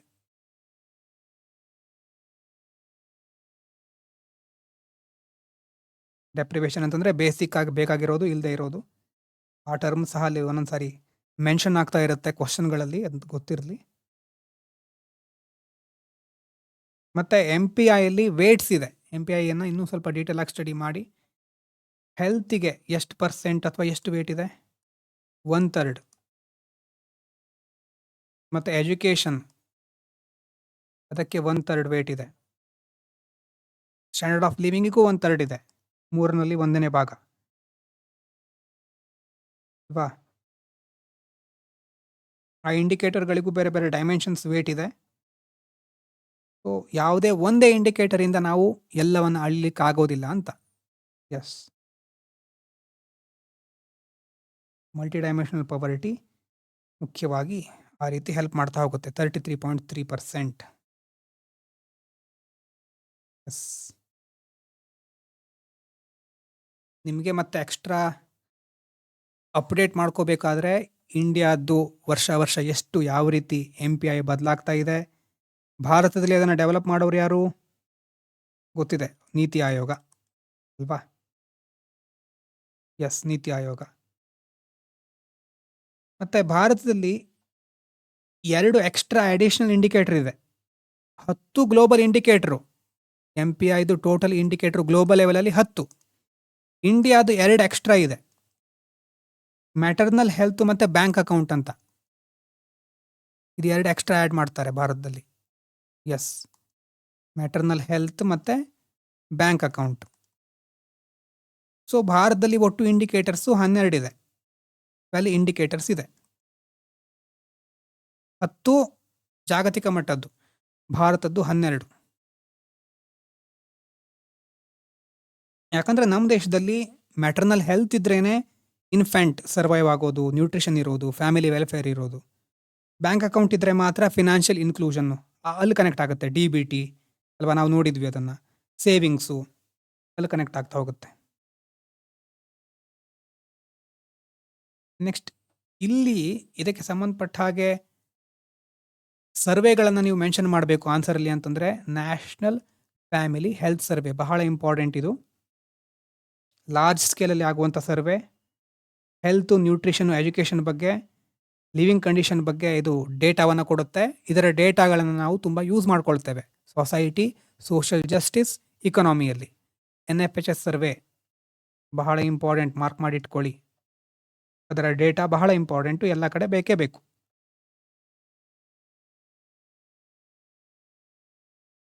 ಹಾಗಾಗಿ MPI ನೋಡಾಯಿತು. NFHS ಸರ್ವೆಗೆ ಡೇಟಾಗಳನ್ನು ನೋಡೋಣ. ಎಲ್ಲ ಒಂದ್ಸಾರಿ ಕನೆಕ್ಟ್ ಮಾಡ್ಕೊಳ್ತಾ ಹೋಗೋಣ ಮುಂದೆ ದಿನಗಳಲ್ಲಿ. ಎಸ್, ಪಾವರ್ಟಿ ಬಗ್ಗೆ ಒಂದು ನಮ್ಮ ಚಾಯ್ಸಿಂದ ಹಿಡಿದು ಗ್ಲೋಬಲ್ ಲೆವೆಲ್ ತನಕ ಒಂದು ಐಡಿಯಾ ಬಂದಿದೆಯಾ? ಈಗ ನಾವು ನಮ್ಮ ಚಾಯ್ಸಿಂದ ಶುರು ಮಾಡಿದ್ವಿ, ಇವತ್ತು ಗ್ಲೋಬಲ್ ಪಾವರ್ಟಿ ತನಕ ಡಿಸ್ಕಸ್ ಮಾಡಿದ್ದೇವೆ. ನೋಟ್ಸ್ ಮಾಡ್ಕೊಂಡಿದ್ದೀರಾ? ಭಾರತದಲ್ಲಿ ಹೇಗೆ ಎವಲ್ಯೂಷನ್ ಆಯಿತು? ಎಸ್, ಪಾವರ್ಟಿ ಬಗ್ಗೆ ಒಂದು ಓವರ್ ಆಲ್ ಐಡಿಯಾ ಬಂದಿರಬಹುದು. ಎಸ್, ಮತ್ತೆ ಇನ್ನು ಬೇರೆ ಬೇರೆದು ನಾವು ಡಿಸ್ಕಸ್ ಮಾಡಬೇಕು ಅಂತಂದರೆ ಅದಕ್ಕೆ ಡೈರೆಕ್ಟ್ ಆಗಿ ಆನ್ಸರ್ ರೈಟಿಂಗಿಗೆ ಹೋಗೋಣ. ಮುಂದೆ ನಾಳೆ ನಾನು ಸಾಧ್ಯ ಆದಾಗ ಪಾಲಿಟಿ ಡಿಸ್ಕಸ್ ಮಾಡ್ತೇನೆ. ಪಾಲಿಟಿಯಲ್ಲಿ ಹೆಚ್ಚಾಗಿ ಲಕ್ಷ್ಮೀಕಾಂತಿನ ಮೊದಲನೇ ಚಾಪ್ಟರ್ ಸ್ವಲ್ಪ ಬ್ಯಾಕ್ಗ್ರೌಂಡ್ ಎಲ್ಲ ತೆಗೆದುಕೊಂಡು ಹೇಗೆ ರೆಗ್ಯುಲೇಟಿಂಗ್ ಆ್ಯಕ್ಟು ಅದು ಹೇಗೆ ಬಂತು, ಪರಿಣಾಮ ಏನಾಯಿತು, ಅದು ಸ್ಟಾರ್ಟ್ ಮಾಡೋಣ. ಎಕನಾಮಿಯಲ್ಲಿ ಪವರ್ಟಿ ಅನ್ನುವಂಥ ಕಾನ್ಸೆಪ್ಟು ಒಂದು ಹಂತಕ್ಕೆ ಮುಗಿದಿದೆ. ನಿಮ್ಗೆ ಆಲ್ರೆಡಿ ಒಂದು ಐಡಿಯಾ ಬಂದಿದೆ ಯಾವ್ಯಾವ ಡೇಟಾ ಇಂಪಾರ್ಟೆಂಟು, ಅದನ್ನು ಆ್ಯಡ್ ಮಾಡ್ಕೋಬೇಕು. ಆನ್ಸರ್ ರೈಟಿಂಗ್ನಲ್ಲಿ ಮತ್ತೆ ಈ ಕಾನ್ಸೆಪ್ಟನ್ನು ನೋಡಿದರೆ ಒಂದು ಇನ್ನೂ ಕ್ಲಾರಿಟಿ ಸಿಗುತ್ತೆ. ಓವರಾಲ್ ಗೊತ್ತಾಗಿರ್ಬೋದು ಅಂದ್ಕೊಳ್ತೇನೆ. ನಾಳೆ ಸಾಧ್ಯ ಆದರೆ ಪಾಲಿಟಿಯಲ್ಲಿ ಸ್ಟಾರ್ಟ್ ಆಗೋದೇ ಹೇಗೆ?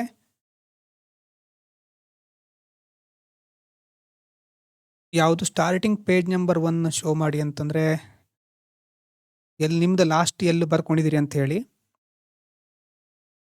ಎಸ್, ನಾಳೆ ಪಾಲಿಟಿ ಹೆಚ್ಚಾಗಿ ಮಾಡ್ತೇನೆ ಅಂತ ಹೇಳಿದ್ದೆ. ಪಾಲಿಟಿಯಲ್ಲಿ ರೆಗ್ಯುಲೇಟಿಂಗ್ ಆ್ಯಕ್ಟು ಲಕ್ಷ್ಮೀಕಾಂತ್ ಇದೆಯಾ ಇಲ್ಲಿ ಇವ್ರ ಹತ್ರ? ಎಸ್, ಹಿಸ್ಟೋರಿಕಲ್ ಬ್ಯಾಕ್ಗ್ರೌಂಡ್ ಅದನ್ನು ನಾವು ನೋಡೋಣ. ಹಿಸ್ಟೋರಿಕಲ್ ಬ್ಯಾಕ್ಗ್ರೌಂಡ್ ಕಾನ್ಸೆಪ್ಚುಲ್ ಆಗಿ ಯಾವ ಥರ ಬರುತ್ತೆ, ಯಾಕೇನೇನಾಯಿತು ಅದನ್ನು ಡಿಸ್ಕಸ್ ಮಾಡೋಣ. ಡಿಸ್ಕಸ್ ಮಾಡಿ ನೋಡೋಣ ಎಷ್ಟಾಗುತ್ತೆ ಅಷ್ಟೊತ್ತು. ಮಧ್ಯಾಹ್ನ ನೆಟ್ವರ್ಕ್ ಎಲ್ಲ ಕರೆಕ್ಟ್ ಆಗಿದ್ದರೆ ನಂದು 2 to 5 ತನಕ ಇರಬಹುದು. ನಿಮ್ಮದು ಜಾಯ್ನ್ ಆಗ್ಲಿಕ್ಕೆ ಆಗುತ್ತಾ ನನಗೆ ಗೊತ್ತಿಲ್ಲ. 3 hours ಮಿಡ್ಲ್ ಬ್ರೇಕ್ ಇದ್ದರೂ ಆಲ್ಮೋಸ್ಟ್ 3 hour ಆಗುತ್ತೆ. ನಿಧಾನವಾಗಿ ನಾವು ಹೋದರೂ ಕ್ಲಾರಿಟಿ ಸಿಗ್ತಾ ಹೋಗ್ತಾ ಇದೆ ಅಂತ ನಾನು ಅಂದ್ಕೊಳ್ತೇನೆ ಅಲ್ವಾ? ನಿಧಾನ ಅಂತಂದರೆ ಫಾಸ್ಟ್ ಮಾಡಿದರೂ ಯೂಸ್ ಆಗೋದಿಲ್ಲ ಇದೆಲ್ಲ.